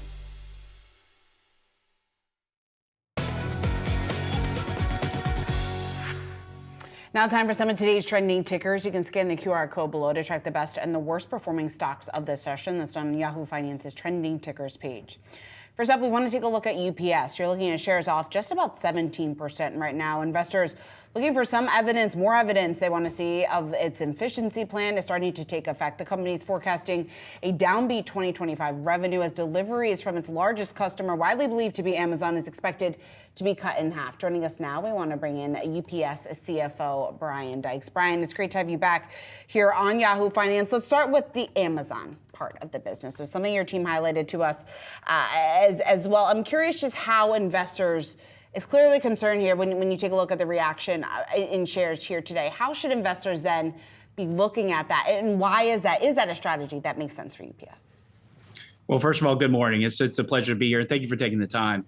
So today, one of the things that we announced was a strategic decision for us to start to glide down some of the volume from our largest customer over the course of the next 6 quarters. Now, when you look at the holistic package of what we announced today, from taking control of service on our SurePost product, the glide down of our largest customer, and also some of the efficiency programs we have, they're all about taking control of our own destiny. Specifically around our largest customer, we've made the decision that we want to be able to manage our assets and our resources in the areas of the market where we can, quite frankly, drive higher yields and returns. And so the result of this is that we will be taking volume down, and we'll have revenue down in 2025 and 2026. But it improves the margin in every quarter in 2025. We'll see about 130 basis point improvement in our U.S. business where this is occurring. And we see that putting us on a path to much higher margins as we get into 26 and beyond. Brian, that largest customer, if I'm understanding it correct, would also probably be a competitor in this space too, right? And I'm wondering if some of the investor question here is, could they become, or I guess gain more market share and sort of be more competitive against UPS? Is that a concern in any way with this move? So look, we've had a 30-year relationship with Amazon, and this is a collaborative effort because, quite frankly, with the amount of volume that we're talking about moving, it has to be an orderly transition, or else it would impact both their customers as well as our residual customers. And they will continue to be a customer of ours for the long term, but the portion of the business that we're transitioning out of just doesn't make sense for us to do.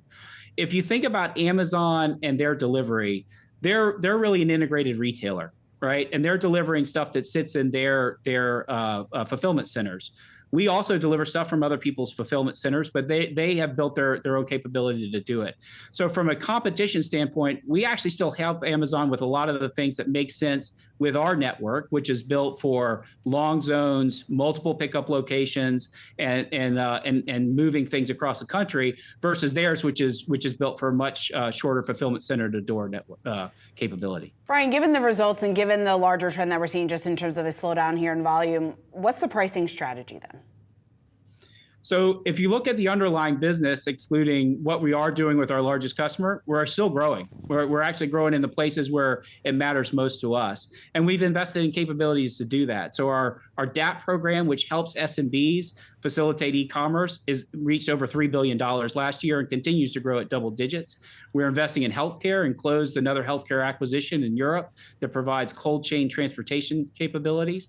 And so our underlying business, both in the U.S. and our international business and our supply chain business, continues to grow, and we're really pleased with the pace of that growth and the returns we get from it. Brian, are you thinking about raising prices though again? So we've had a lot of pricing discipline that's gone in the back half, and I would say it's less about raising prices and more about being smart about prices. We've invested a lot in pricing science technology, and now when we call them bids, but pricing activity, 96% of our pricing bids for our small business customers go through our AI technology that allows us to do it faster, more accurate, and really be smart about how we price so that we can drive revenue efficiency, but also drive value for our customers. Brian, I'm curious, just from a broad perspective, I think one of the investor questions here is just the turnaround story, right? And when we're going to really fully start to see it in the results, in the numbers. I mean, how do you sort of view that timeline for the turnaround story? What should investors be expecting from that perspective? So it's immediate, right? And this is already well underway. What I would say is, if you look at the fourth quarter, our initial estimates that we would exit December at a 10% margin. We had a 10% margin for the quarter because of great cost management, pricing discipline, and our ability to continue to win volume. As we go into the fourth quarter, even with the volume decline, we will expand margins in every quarter of 2025, and we expect that to accelerate in 2026. So this is not a wait for it to come story. This is it's happening now, and we're moving quickly. We're taking control of our business, and it gives us the ability to now drive margin and growth in the areas of the market where we really want to focus. Brian, we're going to have to leave it there. Brian Dykes, UPS CFO, appreciate you joining us today. Thank you very much. Another trending ticker we're watching today, Mobileye, forecasting annual revenues below estimates. The self-driving tech company seeing weak demand in China. And Sean, I want to take a look at just the overall guidance here. So Mobileye guiding for a 2025 revenue of $1.69 billion to a range of $1.81 billion. That was below estimates of $1.94 billion that the street had. That seems to be perhaps the key driver of why we're seeing, shares actually came back up a little bit, but shares were down at one point about 8% this morning. Yeah, exactly. I think a lot of that has to come with the annual revenue guidance that we did get. China, obviously, weakness there persisting within the business. We saw the stock getting hit a bit harder in earlier trading. We're now looking at losses of just about 0.1%. And obviously, Mobileye in focus ahead of Intel's results, which we will be getting after the bell here this afternoon. Lots of focus on what the turnaround of that business is going to be. Questions about who is going to succeed Pat Gelsinger as CEO. But again, Mobileye, when you take a look at this report, face value, when you take a look at that downbeat annual revenue guidance, when you take a look at China weakness here expected to be a theme and be a trend and not go away anytime soon as we talk about some of the challenges affecting the business. Obviously, we're seeing that reflected in share prices here today. Yes, and I think you brought up an interesting point there too with Intel, right? That's going to be one to watch after the bell today. Intel has been another company that we've sort of been waiting for. How does the turnaround story really start to take hold? How do they fully fit into this AI narrative that it feels like some other companies have sort of taken and run with, and Intel hasn't quite? Be interesting to hear to see what we can learn more from, I think specifically from the call on that one. Yeah, exactly. It will be very interesting. You got to think someone's going to ask about who will be taking over in leadership. Yes. Clearly, that is front and center and top of mind. But also, I think there is that looming question out there about whether or not they can go it alone. Right? When you talk about a lot of the reports that we've had swirling just in terms of potential takeover talks, what that ultimately looks like here, very much those within the industry have brushed that off. But I don't think that conversation has necessarily gone anywhere. You talk about the fact that turnaround, how long it's going to take, how patient investors are willing to be on that too. Investors have not seemed that patient thus far this year. No. Stock's down about 60% over the last year. Yeah, yeah, exactly. Is it 60%? I think right around 40. All right, certainly. So even more selling than we've seen since the start of this year. All right, Cigna missing fourth quarter earnings expectations hit by higher medical costs. The CEO saying that the health insurer is, quote, taking corrective actions to address these near-term pressures. You're looking at losses of just about 8%. When you take a look inside these results, obviously the higher medical expenses, that is front and center here for the street, falling short. They fell short of profit expectations due to that. When you take a look, their health benefits segment, it spent 87.9% of premium revenue on medical expenses in the fourth quarter, just further contextualizing that for you. But again, when you take a look at what exactly is ahead here for 2025, you talk about the higher expenses. This has been an issue plaguing the industry. Cigna far from alone on this. It's certainly expected to be an overhang here in 2025. Yeah, costs continue to be an overhang in that healthcare industry. Again, another stock that really, when you look at the broad healthcare sector, I think, Shauna, you've seen a lot of struggles there, and it really does come back to that, their ability to overcome these large costs. Stocks down about 7% over the last year, and you've really seen that across the wide range of stocks we look at in the healthcare sector. You're looking at a lot of the health insurance stocks there on your screen, but I think that's a looming question for the market overall is, can some of these companies individually start to overcome those costs, pull different levers, and find a little bit of a way to start digging out of what seems to be a relative hole at this point? Yeah, certainly a relative hole. Actually, shares were off more than 10% in earlier trading. We were looking at the biggest drop that we've seen quite some time. So we're off the lows of the session for trying to find a silver lining in this. Always a silver lining, Shauna. We got to find something positive, right? All right, we're going to talk about something maybe positive, maybe negative for Depends US the AI outlook. companies. Coming up, DeepSeek is changing the game for AI. What does the new Chinese model mean for the future of open AI? We'll discuss next.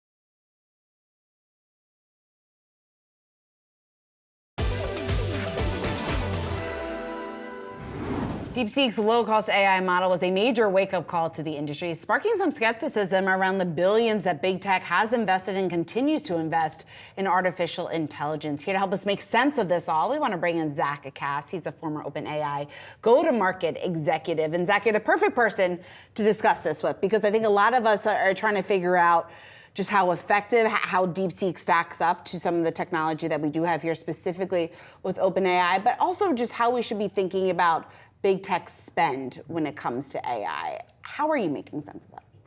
Well, okay, so first what I'll say is if you care about AI progress and scientific progress, this is a win. And I think it just has to be called out. DeepSeek, the app, which is unnerving given the geopolitical tensions, let's set that aside. DeepSeek R1, the model itself, is a breakthrough. I mean, you have to see it as such.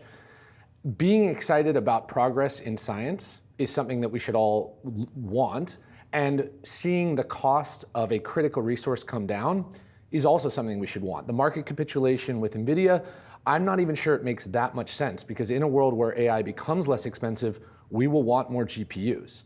Now, I'm not offering investment advice, but I will say that I see this as a win, and it's bothersome that it comes out of China, and it's bothersome that it upsets our idea of how many chips we might need.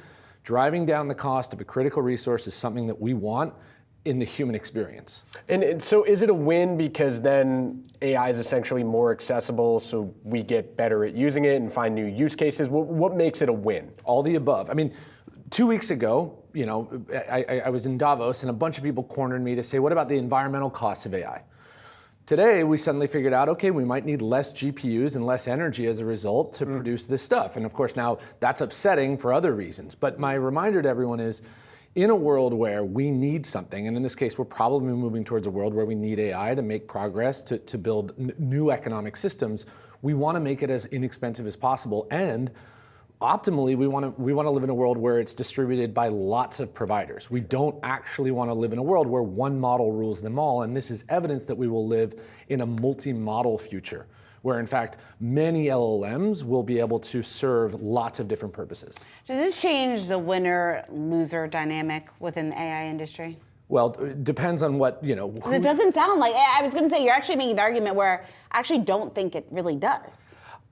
My struggle with all this is people, you know, we have this recency bias. Yeah. So we wake up one morning and we go, oh, R1 has changed our understanding of how many chips we need. But in fact, what it's done is reminded us that this thing, AI, these really powerful models can get much more cost efficient, which was a major concern, if you recall, 4 months ago. I mean, the thing that everyone was talking about is how do we drive down the cost? How do we make sure we don't live in a technological hegemony? How do we make sure we don't destroy the environment? Well, we just got an answer that, in fact, the scaling laws may not apply.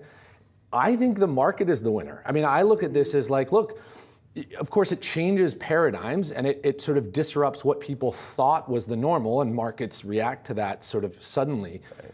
But in a world where you want a ton of AI that's low cost, this really is the best thing that could have happened. Does it change the spending paradigm, though, for the big tech companies? Specifically, I'm talking about the hyperscalers, right? Meta out last night saying they plan to spend 60 to 65 billion on CapEx this year. That's a big number, and that number isn't I mean, we just got these developments this week too, right? But does it change the overall spending story for some of the largest companies? Well, so you saw Mark's comments last night or this morning. Yeah. He was like, unless things change, we're still going to commit this money. Things just changed. But I also will say, if AI actually, Jevons paradox says, the less expensive a resource is, the more we consume of it. And if you had told an energy provider 50 years ago that the cost per kilowatt of energy today would be what it is, they would have said, oh, we don't want to be in this space. Sure. All that happened when we made energy cheap is we lit everything up, right? We consume a bunch of it, and it's a good time to be an energy provider. And so what I would say to people is, sure, chips may fluctuate in terms of demand, but our consumption of AI is almost certainly going to go up as a result of this. And if you are a consumer or a provider of the technology, you probably win as a result. And that's what we've heard from a lot of the larger tech CEOs too over the last couple of days. I'm curious, how do you think, or what do you think the conversations are like then at OpenAI right now? Or when you take a look at Anthropic, just in terms of this development and ultimately maybe that's adding obviously serious question marks just in terms of what their business is going to look like in the short term? Yeah, so I won't speak to what it might be specifically at OpenAI, but if I worked in a model manufacturer today, what I would try to do is remember and remind my colleagues that our value is probably not in the frontier model research. And I think that this is an important thing that the market is going to start to appreciate. That in fact, if you believe in OpenAI, and I do very much for all sorts of reasons, you believe in it probably as a product and application company more so than a research company per se. Because we live in a world now where we're probably approaching a scientific evolutionary convergence where everyone starts to get access to the research at around the same time. And there's a ton of historical precedent for this, by the way. But I do think that it is an important reminder that the application layer matters more than anything else, that how you deliver the technology is the critical differentiator. And this has basically been a truism for a while. It's just, we're reverting back to that mean where people go, oh, maybe we won't actually differentiate because we have a frontier model. Maybe we differentiate because we have an app that's installed on everyone's phone, or we have the best agents that connect to other agents. Zach, I'm curious then, as someone that works in the space, and we talk about this sort of growing of AI use cases and everyone maybe being able to access it a little bit more. What's the killer use case we haven't seen yet, or something that you feel like AI can do that we haven't really been seeing yet that you think will start to maybe drive the general consumer toward AI? Well, I would say that I think the general consumer is driven towards AI at this point. I mean, the number of apps, the number of AI native apps that are installed on ours and our friends' devices at this point is pretty incredible. It's certainly faster growth than we've seen in basically any category in digital ever. That being said, if you're waiting for a killer app, it's going to be agentive AI. We are going to quickly move towards a world where, let's say you're 20 or 30% more productive today because of your apps. In 6 months, a year, we will probably be 50 to 100% more productive because of our agentive technology. And that is going to be the moment where people realize, oh, you know what, I'm actually doing less on my device, and AI is doing more on my behalf. In addition, I think we are about to see massive moves in categories adjacent to AI. Everyone's like, oh, what's the best AI stock? I'm like, yeah, fine, pick an AI stock, I guess. Bio-life sciences, education, healthcare, these categories that are rate limited by human intelligence, that have incredible inefficiencies in them that we invest in because they just are necessary to the world, but actually have a bunch of fuzz on them. These categories are going to see some massive growth pretty soon, and I'm not actually sure that that's priced effectively yet. A lot for our audience to think about, Zach. We really appreciate you taking the time. Thanks so much. Thanks for having me. Coming up next, we're going to be breaking down why the market is a bit concerned about some of President Trump's policy proposals and why. We've got that for you next.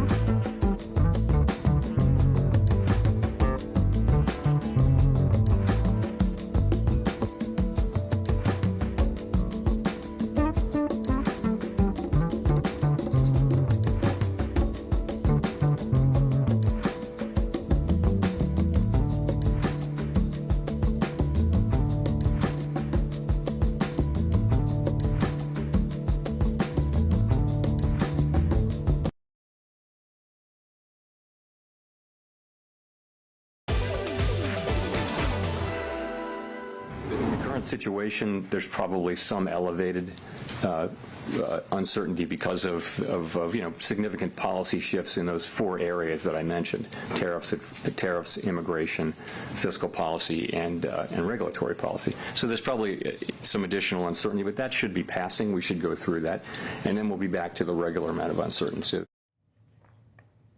That was Fed Chair Jerome Powell speaking yesterday after the FOMC chose to hold rates steady as expected. But as Powell said, markets are concerned about some of these Trump policies, and it's not just tariffs.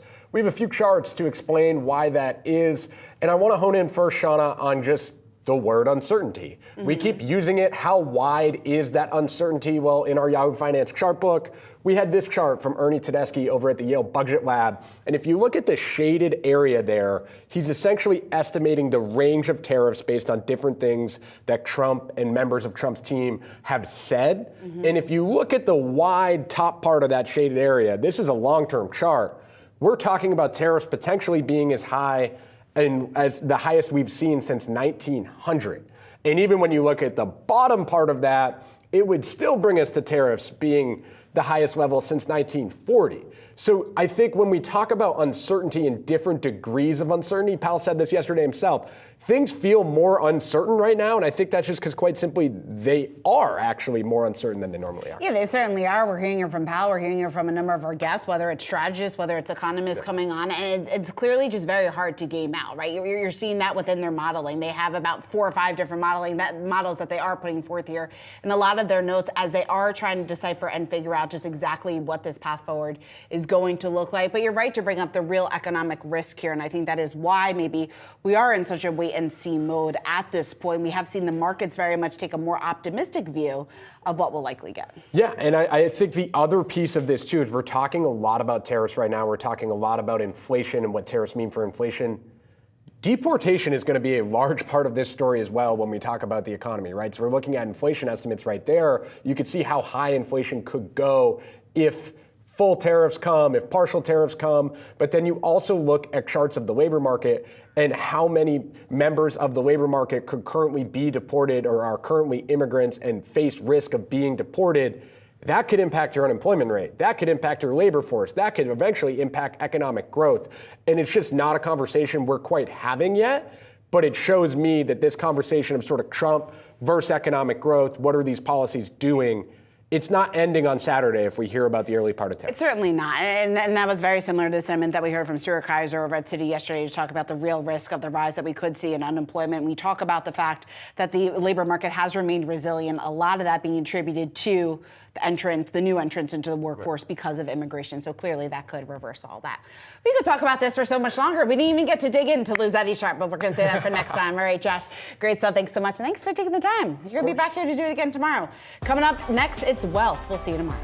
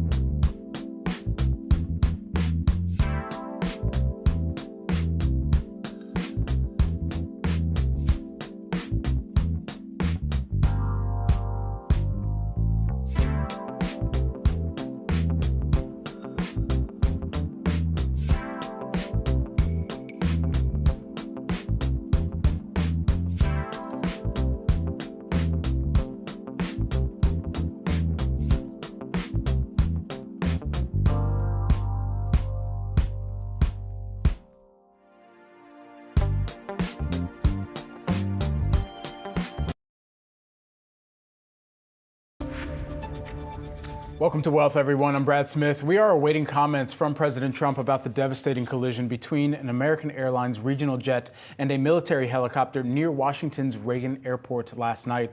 The flight, operated by American Airlines subsidiary PSA Airlines, was carrying 60 passengers and 4 crew members, while 3 military personnel were on board the Black Hawk helicopter. Officials believe there are no survivors in the collision happening just moments before the plane was supposed to land. Recovery operations still underway. Both aircraft plunged into the icy Potomac River after the collision. And at a news conference this morning, American Airlines CEO Robert Isom saying that they are working with authorities on the investigation. Transportation Secretary Sean Duffy spoke about the investigation, calling the collision absolutely preventable. But at this time, the cause of the collision is unknown. National Air Traffic Controllers Association saying it is, quote, premature to speculate on the root cause.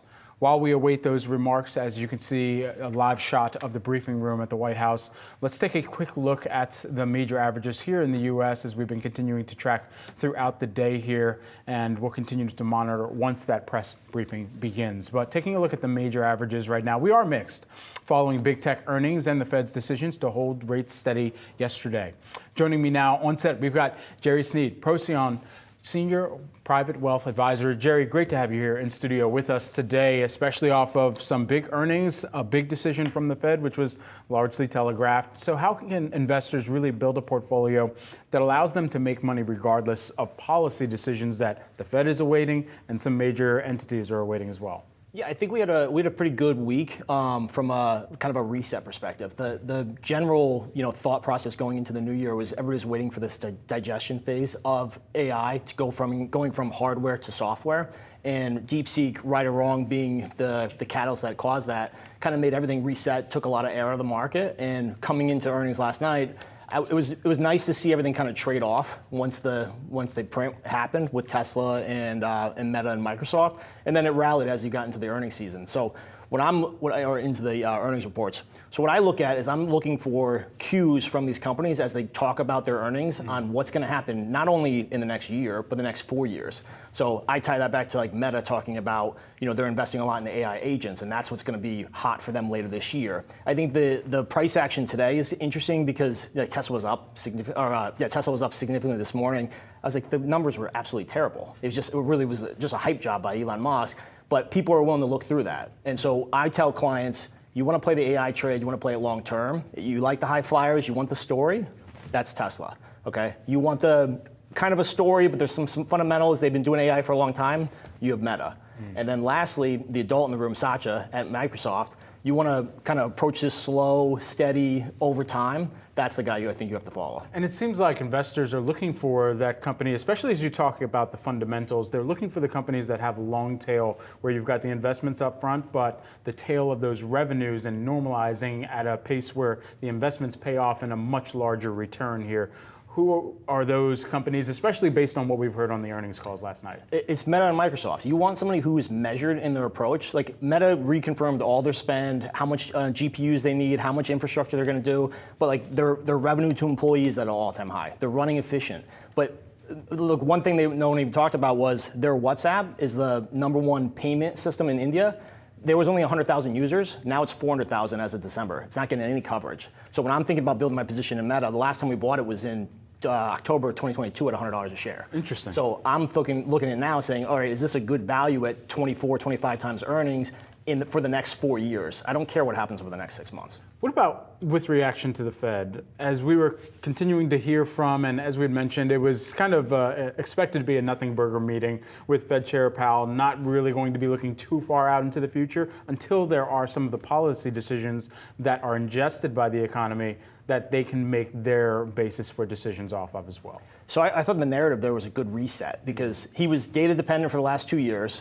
Trump gets elected, all of a sudden he can see the matrix and he starts telling people, what the policy is going to do and how it's going to trickle through the economy. I thought yesterday was a good reset where he's just saying, we're going back to being data dependent, economy's strong. Yes, we're seeing some stuff that's making us a little nervous, so we're just going to pause and wait and see. And I thought that was a lot better of approach if I'm allocating capital in the markets. Certainly. Lastly, while we have you here, we got to talk a little sweet grain because this one has caught your attention. Why is that? I go back to the thought of, some people like Trump, some people do not like Trump. If you're looking for something to play that's, kind of fun, looking out 5 years, they have 150 locations. They're trying to get to 3,100. That would make them the size of Chipotle. They have a little bit of an AI play with the Infinite Kitchens. I really like the farm to table, locally sourced story, and I think the management team is great. So if you're looking to stay off the grid and kind of go on the 4-year cruise while Trump's in office, I think you can play sweet green and have a nice upside. Jerry, good to see you. Thanks for joining us in Thanks studio a lot, today. Appreciate it. The Commerce Department released data on U.S. economic growth in the fourth quarter, showing GDP rose at a pace of 2.3%, while economists, they were expecting 2.6% growth. Here to break down this data, we've got Lauren Seidel-Baker. She is the economist over at ITR Economics. Great to have you here in studio with us. Thanks, great to be here. As we think about this data and the reading that's come in, of course, year over year slippage, though it was growth, and then sequentially also some slippage there. What do you make of this, Brent? Overall, we know that our economy is growing slower. This is really a normalization. We're still feeling kind of those ripple effects post-pandemic, only just getting back on our feet now to get fundamentals finally coming through. So the good news is we can see what the leading indicators are saying, and they are saying growth is there, growth is stable, especially as a lot of this growth was driven by the consumer. Now, not all of it, some more came from the government spending side of things, which is worrisome for other reasons, but generally we have a stable consumer, we have them still spending, right? The ability to spend is there, and that accounts for 2/3 of GDP. So at the end of the day, yes, slower growth, but growth nonetheless. You mentioned the government spending side is worrisome. Why is that? We quite simply spend beyond our means. We have done that for a very long time. I mean, we haven't had a balanced budget since the Clinton administration. So this is a long-going problem. We've known it's a problem for a while. Our government certainly can kick the can down the road further, but eventually this probably will come to be a problem. In the very near term, with these relatively higher interest rates, this larger debt burden is certainly accelerating our interest payments portion. So spending can kind of spiral at that point. It's interesting, especially as you kind of read through the commentary. Economists will come out and say, hey, the economy is holding up just fine. And then you have politicians that will come out and say, everything is broken and it needs to be fixed. And so what do people really need to take away, and how do they kind of just stay measured in their analysis of the data that's coming through? Well, that's a politician's job, right? It's to take data and make the data say what they want to say. That's why we can get the same data release be taken by very different sides of the aisle in very different ways. So that's why my firm, ITR Economics, we are apolitical, we are nonpartisan, because the data is really what's telling us the story. And that's why it's important to read through some of this noise. We will get a lot of noise. We've certainly heard so much grandstanding on tariffs, on these other potential growers of the economy, shrinkers of the economy. I see this really as a risk to inflation, more so than economic growth. The good news is, according to our analysis, the economy sees through political parties. No one performs materially better and statistically significantly better on terms of GDP basis, industrial production, the big things. What's the good rule of thumb for folks to keep in mind? What pace do we generally want to see the economy growing at on a quarterly or even an annualized basis? So there's no magic number here. Really, we see quicker growth, we see slower growth. It's those waves, those ebbs and flows, but I don't think there's a stall rate for the economy. So seeing us around 2%, maybe 3% by the end of the year, I do expect slight acceleration by 2025, certainly 26. That's all good news. We get some more inflation data out tomorrow. PCE, of course, this is the Fed's preferred inflation gauge. What can consumers expect to see there, and perhaps the read-through on what they've already done in contributing to spending? I think everyone feels these higher prices. We hear that time and again in our consumer confidence indicators, but really the general trend is disinflation. Now, that means a still positive but slightly lower level of inflation. That means consumers are still feeling prices rise, they just aren't rising quite so rapidly as they had been. So this is a little bit of a balancing act. It's good news and bad news both for the consumer. The really good news is that our wages, net, are outpacing inflation, so we are in a better purchasing power position. But if you're looking at the price of eggs in the store, it doesn't feel so great today. You foresee prices rising later in the year. How bad is that, or how much of a knock-on effect will that have for the economy? I do see pricing rising. And again, one of the key drivers there is the wage side of things. So we're in this very interesting dynamic where I'm earning more money, but things also cost more. It doesn't always feel like my money's going as far, even if numerically, right, the data say that our wage inflation is still outpacing CPI. So I do see inflation coming back for very fundamental reasons. I think anything like tariffs or these other Trump policies could be an upside risk to that, but the full amount of inflation, that is not going to be all this administration's fault. We also track, of course, the consumer confidence reading, where confidence is, where sentiment is, of course, coming in from two different entities, Michigan in sentiment versus the confidence and the conference board. So why is consumer confidence still lowering if the economy is showing signs and is continuing to be resilient from what we've heard?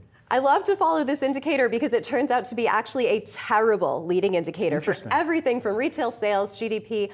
I don't think our consumer does it maliciously, but they like to respond to these surveys and then they turn around and they do the exact opposite thing with their spending. So I don't put much credence in these, except to say the differential here, it is certainly widening. The data, the hard numbers, right, telling us one thing.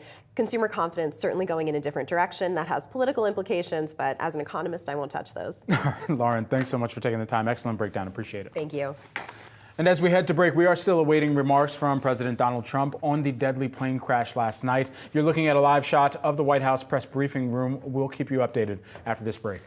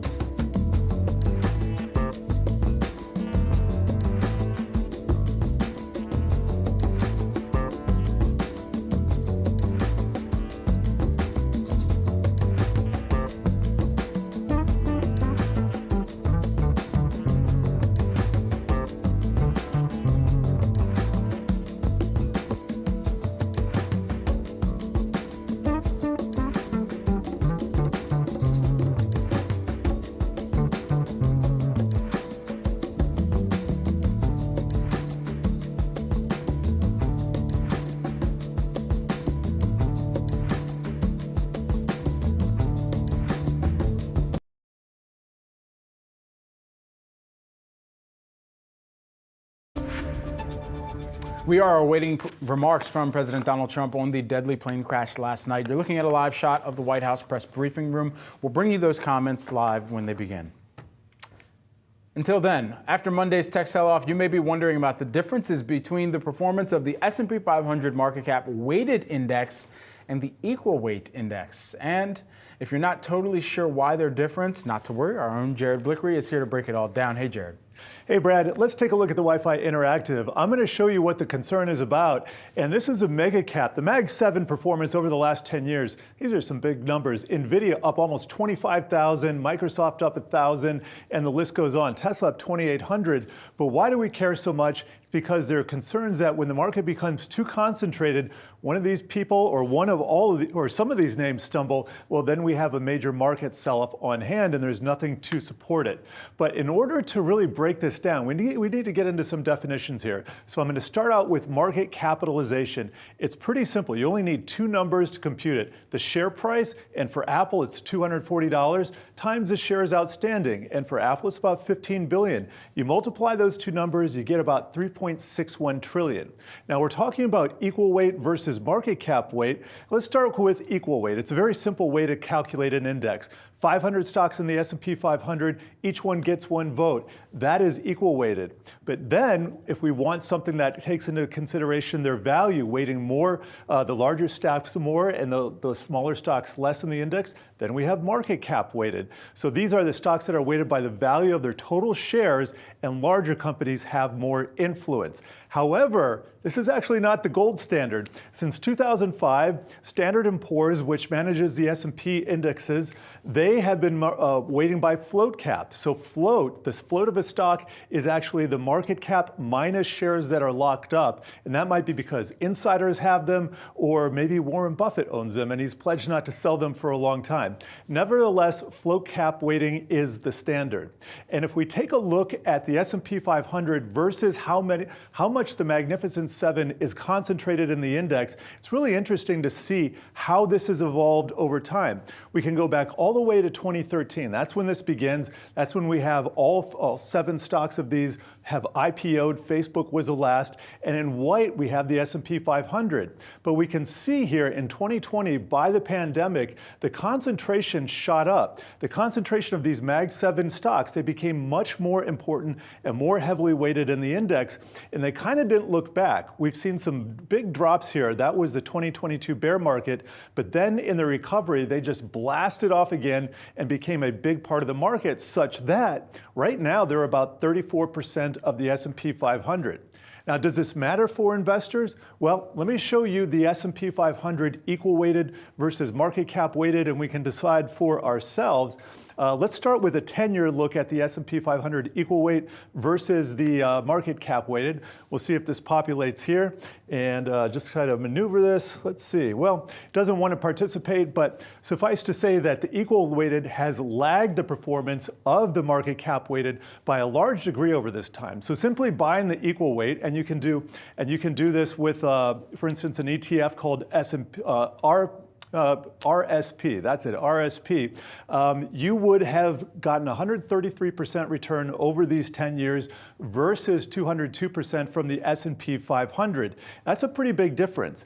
But what's interesting this year is that the Mag 7 have not counted quite as much. In fact, if you look at the equal weight, it's up 4% versus the regular weighting in the S&P 500, which is up 2.5%. It all gets back to diversification. If you're worried about too many stocks or too few stocks having influence over the market and having that outsized concentrated market, well, then you need to diversify. But the problem is with a market that's really led worldwide in the US, there aren't necessarily a lot of options. You can go into real estate, you can go into bonds, you can go into volatility, but you do need to think outside the box here. For most investors, a simple passive market approach, investing in the S&P 500 with dollar cost averaging, just adding whenever you have the money, is probably the best strategy for most investors. Jared, excellent breakdown. Crowd goes crazy. Love it. Appreciate it. It was a big week for tech stocks with Chinese AI company DeepSeek sending ripples across the market on Monday. Names like Nvidia, yeah, they plummeted on the back of that. Now, earnings from companies like Meta, Microsoft, and IBM are giving a mixed picture of the trade. So how should retail investors approach the sector? Here with some insight, we've got Tony Zapparo, who is the CEO of EquitySet. Tony, great to have you here back in studio with us. So it has been a roller coaster week, as we've defined it here, because of the wrench that DeepSeek threw out there into the thinking and the thesis around generative AI and some of the most consumer-facing use applications and some corporate-facing use applications as well here. How have you been evaluating this move? Yeah, absolutely. I think the biggest lens to look at this through is we're in a price discovery mode, right? Like AI, it's come a long ways. It's started to trickle into the valuation of companies. But when you see news stories, right, which you've got the brightest people in the world trying to analyze as soon as these come out, these models, what it means, the implications, and they can't even do it yet because they need more time. And so I think it's looking at the market of what it is. It's a trade right now, right? Could it be a phenomenal long-term investment, right, in these semis, right, like Nvidia and Broadcom and everything like that? Absolutely. But if you take a step back, you really have to look at it as maybe the risk and reward, right? If you want something a little bit safer, right? It's following market cycles. Should trillions of dollars of market cap been wiped off from that story? We don't know, right? And that's where I think it's, if you want to get into a trade, right, and invest in something like Nvidia, realize the risk reward has gone up in the risk, down in the reward, potentially. And that's where it's analyzing your own personal. And so should you put money to work in those names? Sure. I think it's all about risk management, position scaling, everything like that. And again, I'm going to let the people much smarter than me figure out, is the cost of chips computing going down? Is this just a flash in the pan? Does it mean that Nvidia's multiple should be half of what it is now?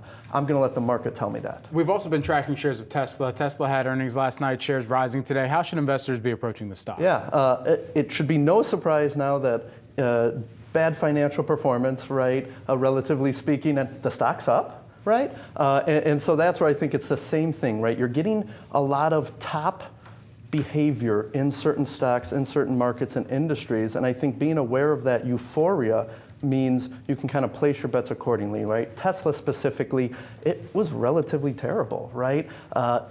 Energy is growing, but it's only $3 billion, right, of the total revenue.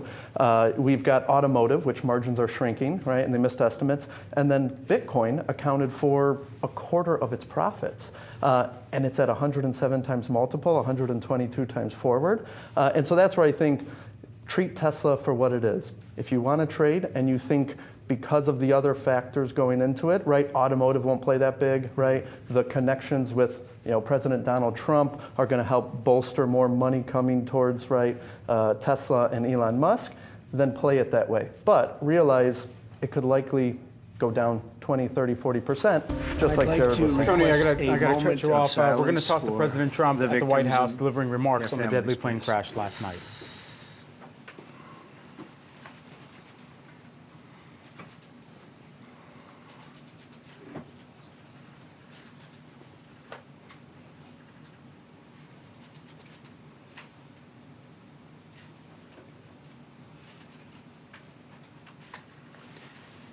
Thank you very much.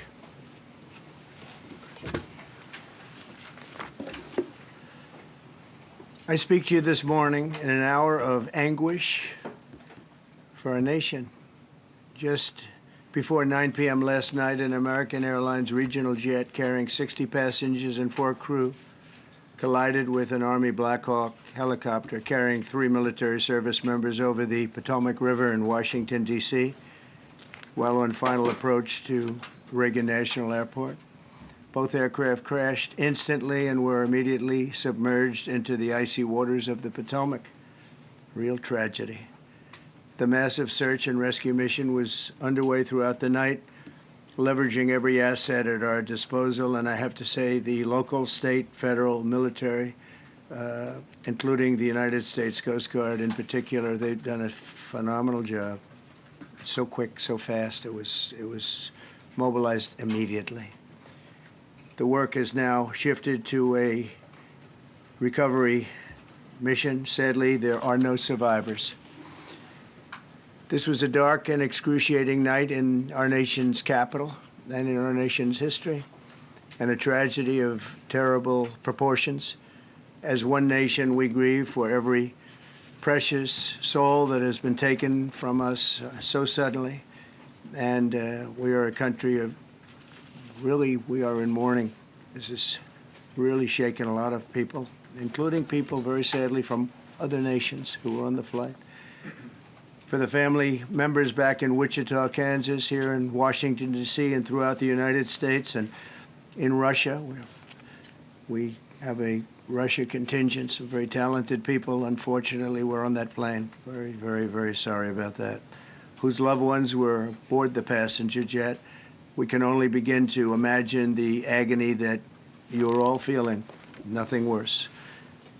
On behalf of the First Lady, myself, and 340 million Americans, our hearts are shattered alongside yours, and our prayers are with you now and in the days to come. We'll be working very, very diligently in the days to come. We're here for you to wipe away the tears and to offer you our devotion, our love, and our support.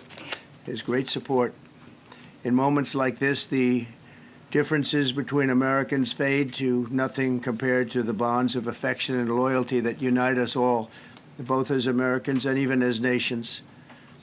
We are one family, and today we are all heartbroken. We're all searching for answers. That icy, icy Potomac, it was a cold, cold night, cold water. We're all overcome with the grief for many who have so tragically perished, will no longer be with us. Together we take solace in the knowledge that their journey ended not in the cold waters of the Potomac, but in the warm embrace of a loving God. We do not know what led to this crash, but we have some very strong opinions and ideas, and I think we'll probably state those opinions now. Because over the years I've watched as things like this happen, and they say, well, we're always investigating, and then the investigation 3 years later, they announce it. We think we have some pretty good ideas. but we'll find out how this disaster occurred, and we'll ensure that nothing like this ever happens again.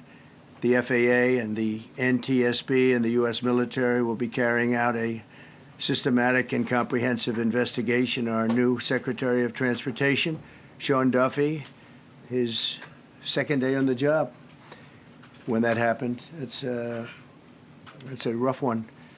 We'll be working tirelessly. He's a great gentleman. The whole group these are great people, and they are working tirelessly to figure out exactly what happened. We will state certain opinions, however. I'm also immediately appointing an acting commissioner to the FAA, Christopher Rocheleau, a 22-year veteran of the agency, highly respected. Christopher, thank you very much. Appreciate it. We must have only the highest standards for those who work in our aviation system. I changed the Obama standards from very mediocre at best to extraordinary. You remember that. Only the highest aptitude, they have to be the highest intellect and psychologically superior people were allowed to qualify for air traffic controllers. That was not so prior to getting there. When I arrived in 2016, I made that change very early on because I always felt this was a job that, and other jobs too, but this was a job that had to be superior intelligence, and we didn't really have that, and we had it. And then when I left office and Biden took over, he changed them back to lower than ever before. I put safety first. Obama, Biden, and the Democrats put policy first. And they put politics at a level that nobody's ever seen, because this was the lowest level. Their policy was horrible, and their politics was even worse. So as you know, last week, long before the crash, I signed an executive order restoring our highest standards for air traffic controllers and other important jobs throughout the country. So it was very interesting. About a week ago, almost upon entering office, I signed something last week that was an executive order, very powerful, on restoring the highest standards of air traffic controllers, and others, by the way. Then my administration will set the highest possible bar for aviation safety. We have to have our smartest people. It doesn't matter what they look like, how they speak, who they are. It matters intellect, talent, the word talent. They have to be talented, naturally talented geniuses. You can't have regular people doing that job. They won't be able to do it. But we'll restore faith in American air travel. I'll have more to say about that. I do want to point out that various articles that appeared prior to my entering office, and here's one. The FAA's diversity push includes focus on hiring people with severe intellectual and psychiatric disabilities. That is amazing. And then it says FAA says people with severe disabilities are most underrepresented segment of the workforce, and they want them in, and they want them, they can be air traffic controllers. I don't think so. This was in January 14th, so that was a week before I entered office. They put a big push to put diversity into the FAA's program. Then another article, the Federal Aviation Administration, this was before I got to office, recently, second term. The FAA is actively recruiting workers who suffer severe intellectual disabilities, psychiatric problems, and other mental and physical conditions under a diversity and inclusion hiring initiative spelled out on the agency's website. Can you imagine? These are people that are, I mean, actually, their lives are shortened because of the stress that they have. Brilliant people have to be in those positions, and their lives are actually shortened, very substantially shortened, because of the stress, where you have many, many planes coming into one target, and you need a very special talent and a very special genius to be able to do it. Targeted disabilities are those disabilities that the federal government, as a matter of policy, has identified for special emphasis in recruitment and hiring. The FAA's website states they include hearing, vision, missing extremities, partial paralysis, complete paralysis, epilepsy, severe intellectual disability, psychiatric disability, and dwarfism all qualify for the position of a controller of airplanes pouring into our country, pouring into a little spot, a little dot on the map, a little runway. The initiative is part of the FAA's diversity and inclusion hiring plan. Think of that. The initiative is part of the FAA's diversity and inclusion hiring plan, which says diversity is integral to achieving FAA's mission of ensuring safe and efficient travel. I don't think so. I think it's just the opposite. The FAA website shows that the agency's guidance on diversity hiring were last updated on March 23rd of 22. They wanted to make it even more so. And then I came in, and I assume maybe this is the reason. The FAA, which is overseen by Secretary Pete Buttigieg, a real winner. That guy's a real winner. Do you know how badly everything's run since he's run this Department of Transportation? Okay, we've been listening to President Donald Trump live from Washington, D.C., giving remarks on the devastating mid-air collision. We'll continue to follow the story and bring you any updates. We'll be right back.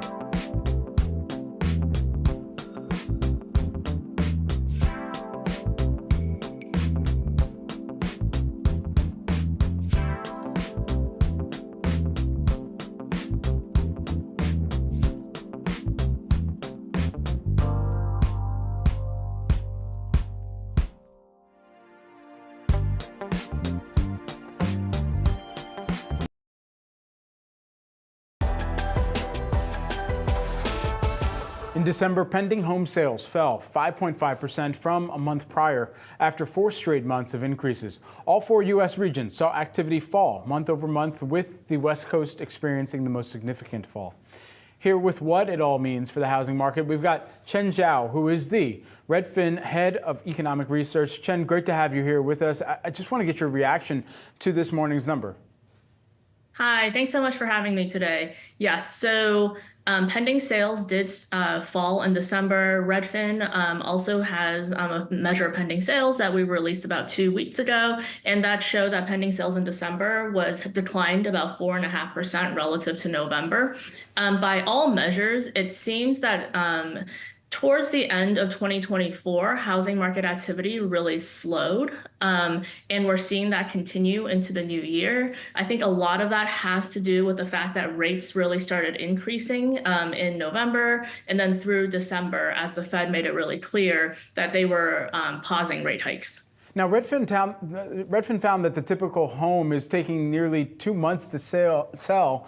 That's the slowest pace in 5 years, and that would point to what some would call or summarize as kind of stale listings within the market. What's behind that lag? So what we're seeing right now is this very interesting dynamic playing out in the housing market, where it is both the case that we don't have a lot of new listings, and when new listings come on, a lot of times, those that are especially priced right actually are snatched up really quickly, and it can be competitive. In some cases, you might even see bidding wars for some of those homes. But at the same time, homes that maybe are priced a little bit high or maybe not quite move-in ready, what you're seeing is that they are sitting on the market for a long time. So you're kind of seeing this really interesting dynamic playing out. And so, is there hope on the horizon for an end to the sluggishness that we've seen in activity?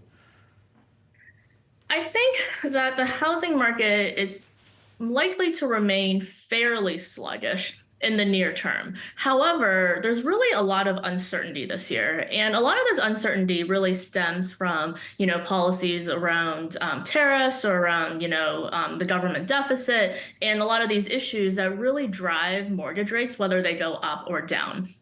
And so really, depending on where we land on these issues, I think if we do see a little bit of relief in mortgage rates, we could see a decent amount of pickup in the housing market. We've heard President Trump talk about bringing down mortgage rates and spurring the housing market.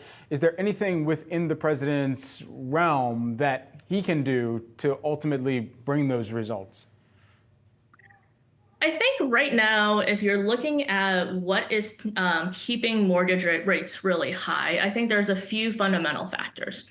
One is that the economy is strong, right? The labor market is very strong, and that's ultimately good news for American households.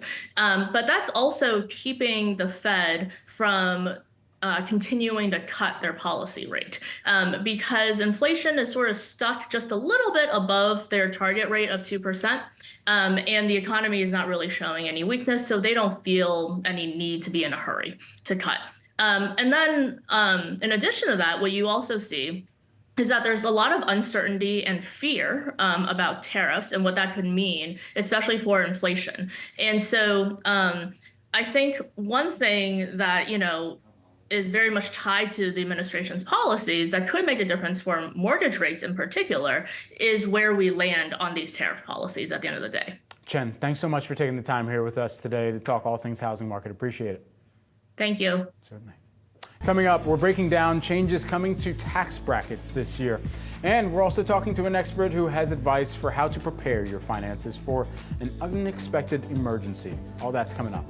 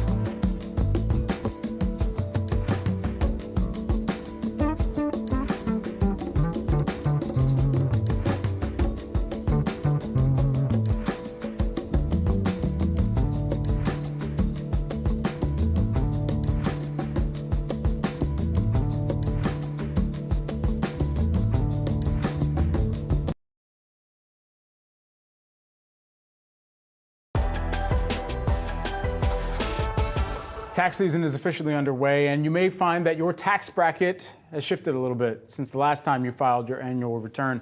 Here to break down the latest changes is Yahoo Finance's Molly Moorhead. So, Molly, it's not all bad if you end up in a new tax bracket. That means you're maybe making a little bit more, but there are some tax brackets that people should be aware of as they are filing this season. So what are this season's tax brackets? So first, to just say what tax brackets are, these are segments of income that are taxed at different rates. So the lowest incomes are taxed at the lowest rates, that's 10%.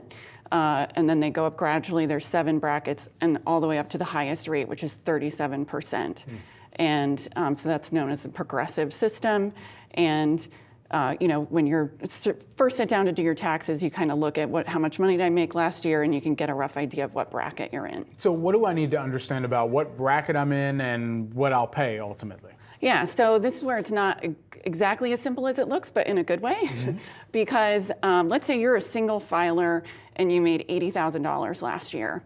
If you look at the tax bracket chart, you'll see you're in the 22% bracket. But you're not taxed at 22% on all of your income. You're taxed at 10% on the amount of money you made that's in the 10% bracket. And then you're taxed at 12% in the next bracket. So it's only the portion of income that is in that 22% bracket that's taxed at that higher rate. And I can tell you, I did a little math. And if you were to pay 22% on all of your $80,000 in income, that would be like a $17,000 tax bill. Ouch. But in the system I just explained, your tax bill is actually about $9,400. So it's because you're taxed at in that progressive way. Right. The bill is not exactly just a simple matter of math. Okay. All right. Phew. Yeah. It's a Molly, relief. thanks so much for breaking this down. Sure. Appreciate it. According to a new survey from Bankrate, 25% of Americans would put an unexpected emergency expense on their credit card and pay it off over time, setting them up for potentially high interest payments that could impact their long-term finances. My next guest has some advice on how to adequately prepare your finances for whatever life throws at you. Jill Williams, Ameriprise Financial Private Wealth Advisor, joins us now. Jill, great to have you. You say that the first step to preparing for an emergency here is ultimately knowing what your burn rate is. What is the burn rate? Sure, and thanks so much for having me, Brad. So the burn rate is what it costs you to live your life. And everyone needs to know that number. So on a monthly basis, the reason that that's important is because we need to plan ahead for the unexpected, which, there is definitely a certainty of uncertainty in our lives.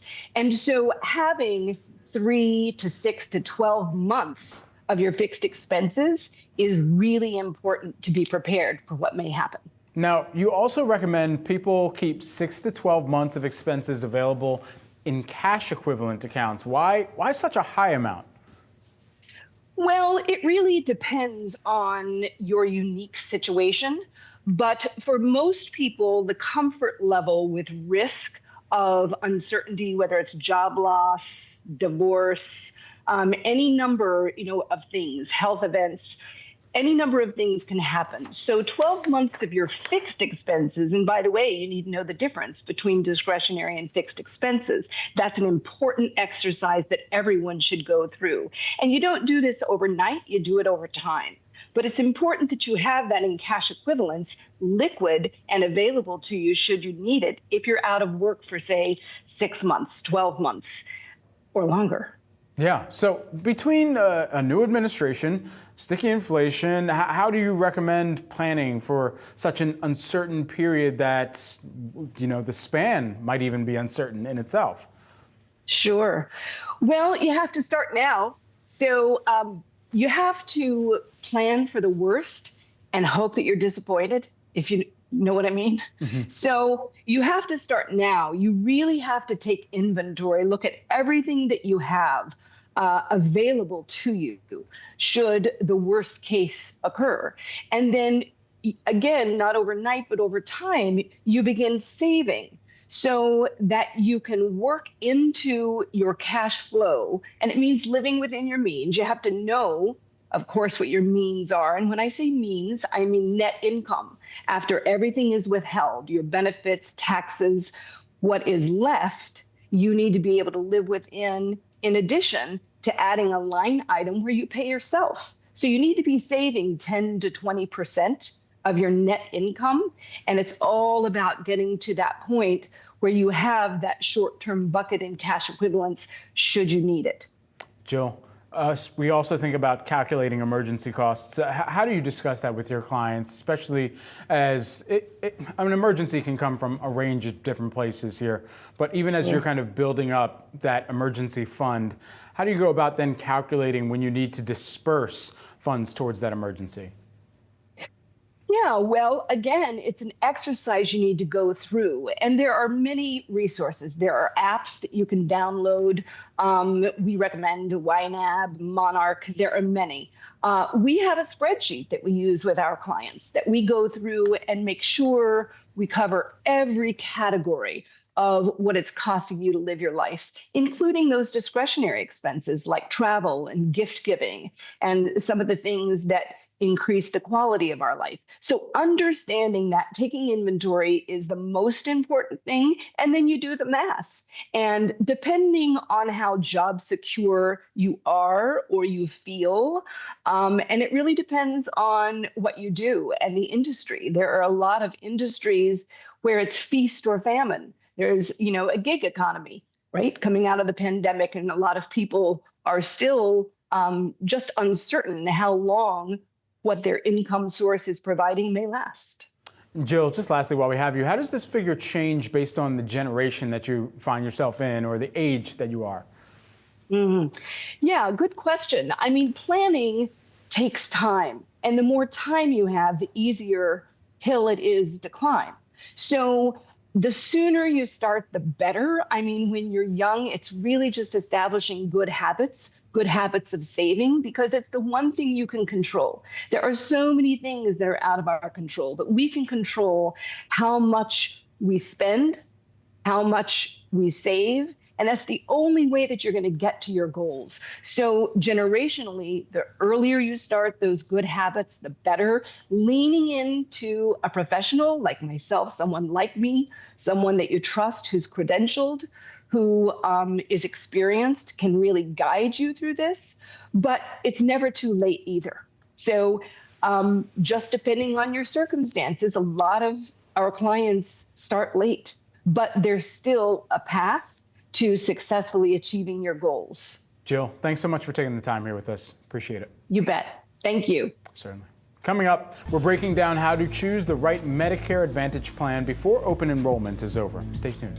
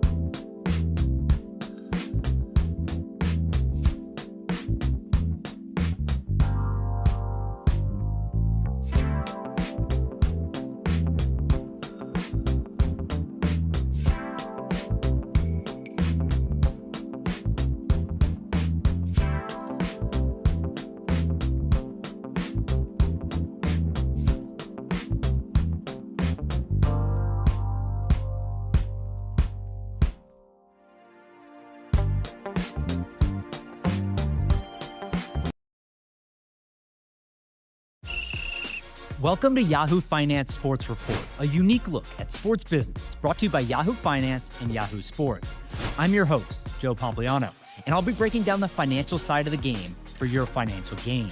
We'll go beyond the headlines, analyzing all the latest sports news, the teams, the trades, and billion-dollar deals, so you and your portfolio will win big. Catch Yahoo Finance Sports Report on Thursdays on all your favorite podcasts and streaming platforms. A programming note. On this week's episode of Stocks in Translation, social media influencer Mary Esposito, founder of Money with Mary Esposito, explains how influencers really make money. Take a look. I had a video go extremely viral on all platforms. Like millions?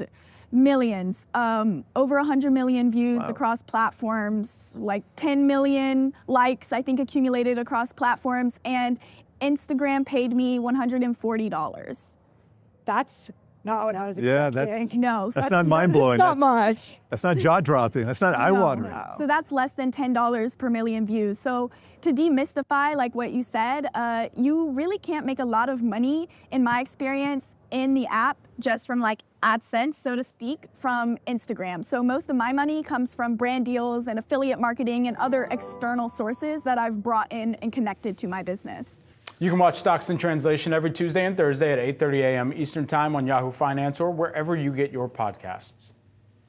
Medicare Advantage open enrollment is underway. The last day to enroll is March 31st.